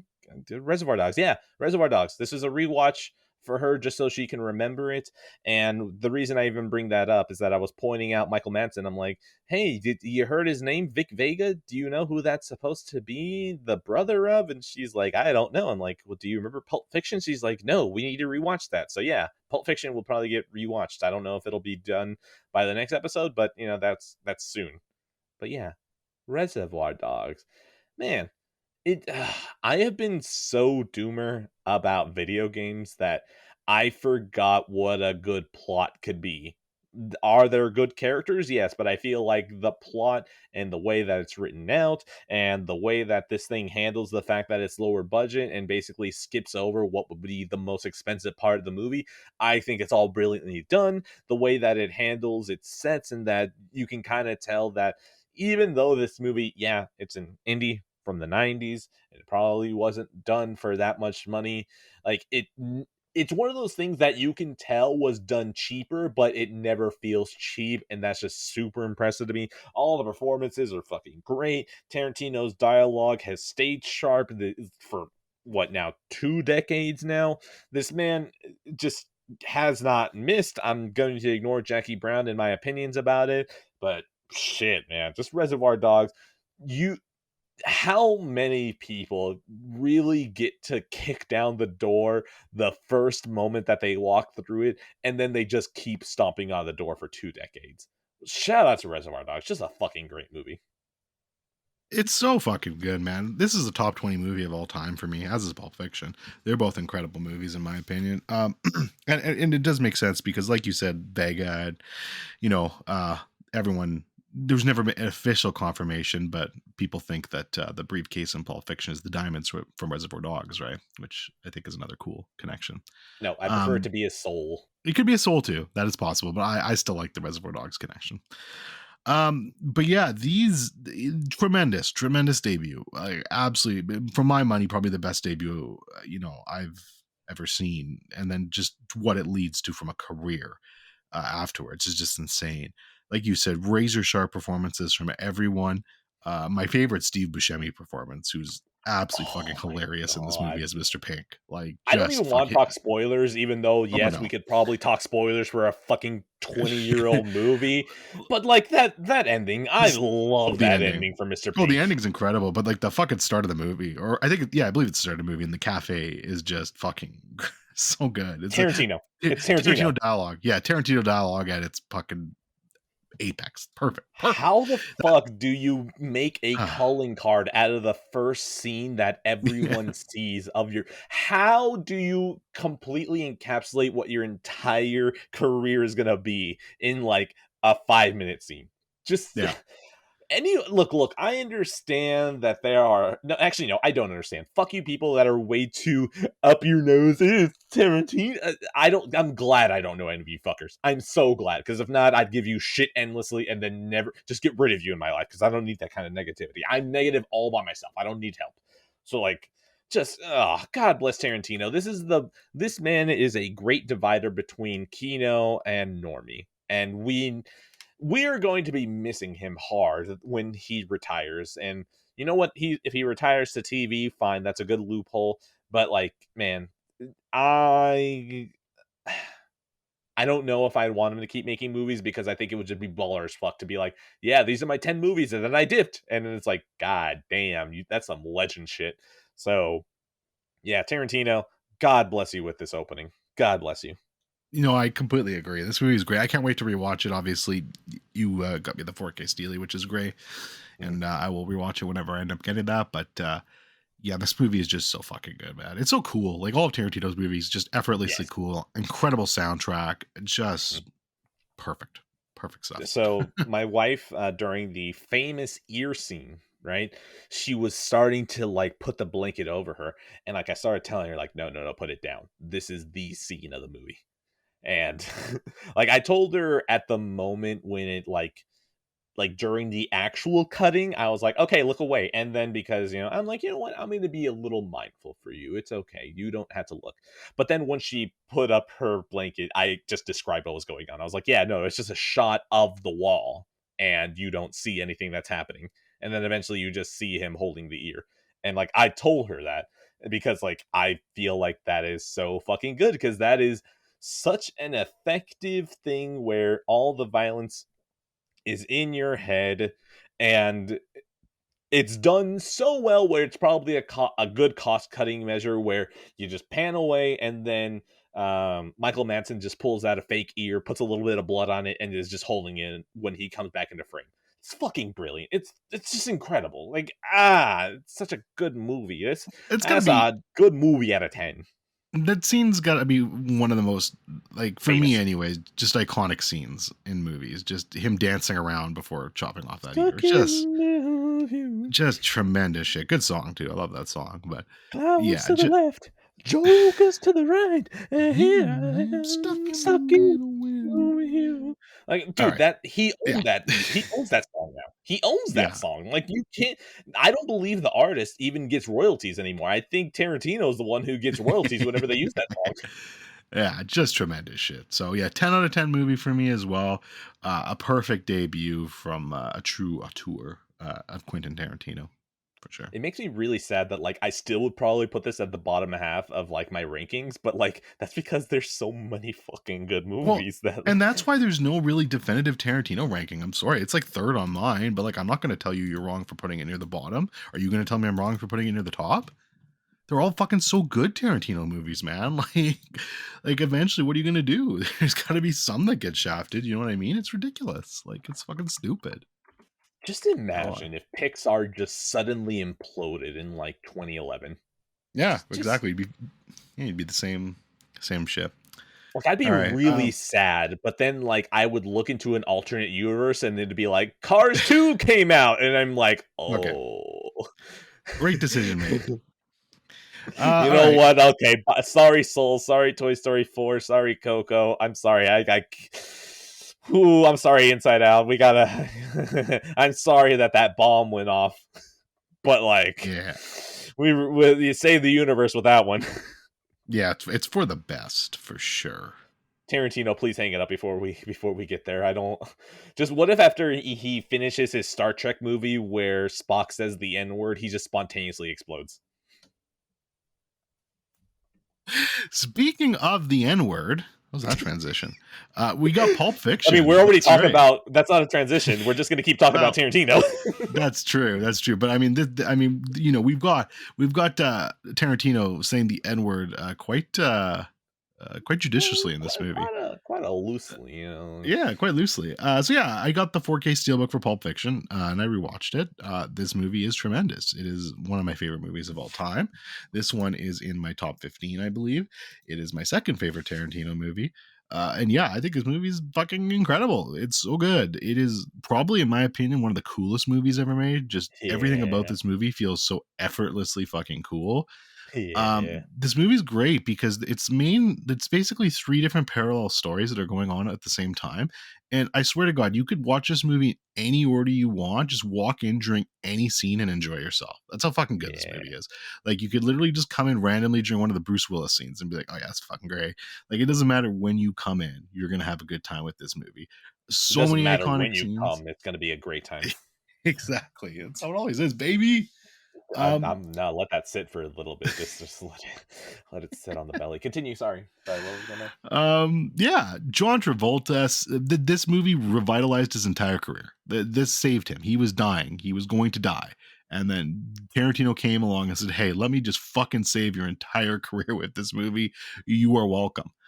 Samuel Jackson. I mean, this just fucking cemented him as one of the greats. Uma Thurman. This made her a fucking sex pot and like made her Mhm. fucking career.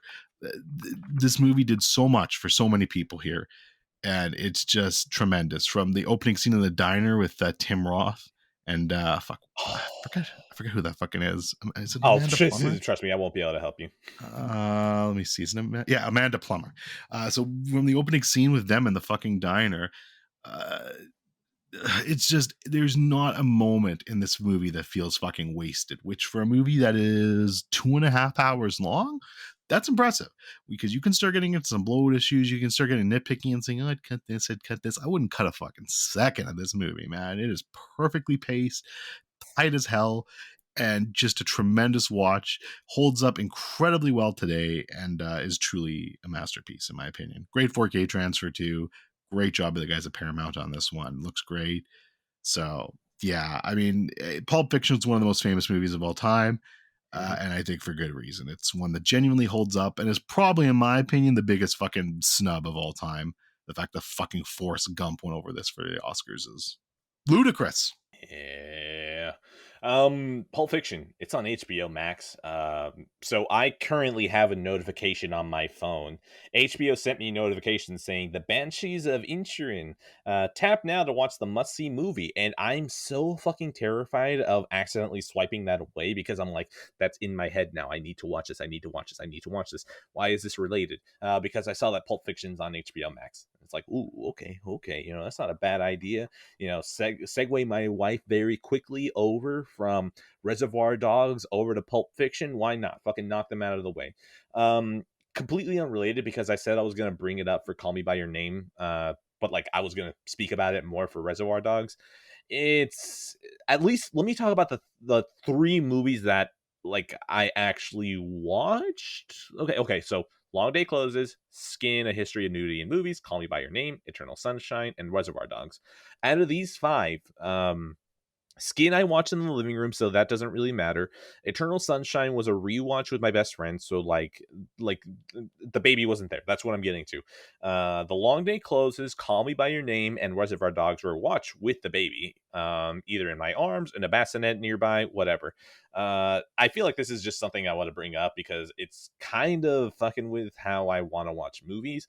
The Long Day Closes was like at 5 a.m. The girl was just knocked out of my arms. It's like, okay, whatever, this is fine. I could watch this movie. I should have been knocked out too, okay? Like, we could have just fucking slept on the couch, not even the couch, the recliner, and we've been completely fine. We'd have both been knocked out. At some point, I would have heard an alarm, and I'm like, shit, I fell asleep with a baby in my arms. That was dangerous. But at least I wouldn't have had to watch The Long Day Closes, so that's not too bad. Call Me by Your Name. My wife was there. Elena was like, oh man, she was not exactly having it while we were watching the movie. Not often, but it was enough that I'm like, I feel like I'm not getting to soak in a whole bunch of this movie, the cinematography, the little breaks in between. I would get up, I'd walk, and I'd pick her up if I need to, and I'd be looking at the screen like fucking like almost like 2 inches away because this TV's huge and the room isn't that big. But like I still was like, man, this is kind of sad. Reservoir Dogs, I was able to watch it with her way more calm. She was in my arms. I got up once to put her in the bassinet, and that was it. I was like, oh yeah, that's not too bad. It's just something that like knowing that it might be just a random draw of like, am I gonna have a good experience watching this movie? It slows me down watching them, but I think at some point I kind of just have to suck it up because if I don't suck it up, there is zero chance I will get through any movie for like the next 2 or 3 years. So yeah, it makes me sad that okay, hold on. I guess I should be glad though because loud noises are completely all right with her, okay? Like the only reason she woke up during Reservoir Dogs is because it was quieter. That's it. It would just be moments of silence and then I'd hear a little bit of stirring. And I'm like, "Oh, cool. It's silence. Perfect." So like as long as I keep the movie at an appropriate volume, she'll be completely fine. So yeah, Pulp Fiction. God, I don't remember that much silence in Pulp Fiction. So yeah, you know what? I just need to get through it. I just need to accept that I'm not going to be able to get the movies the way that I want properly, and just watch these movies, which I think might actually free me a little bit more because if I can accept that I won't be able to give every movie my 100% attention, it might be able to get me through movies sooner. So yeah, that's it. That's movie dad watching stuff. Yeah, Pulp Fiction, good. Yeah. So I'm going to give Pulp Fiction a 10 out of 10. And then I'm going to strongly encourage that we end this episode soon because we're under 2 hours, Ed. We're under 2 Perfect. hours. All right, this is the end of the episode. Look I feel at like that one was solid. that is Good runtime. incredible. Under 2 hours. Okay, all right, guys. We're just gonna end it here. Avatar's 2 sweep next episode. Hey, look at you. You got to the end of the episode. From episode 0 to the day that I finally get lazy and cancel the show. A big thank you to Joey Rawlings for providing the perfect name for the show. Be sure to always give him thanks, either out loud as you're listening to this, or you can just send him a thank you tweet at boogeyman117_. That's boogeyman117, IE instead of Y, double O. Be sure that it's an underscore, not a dash, 117.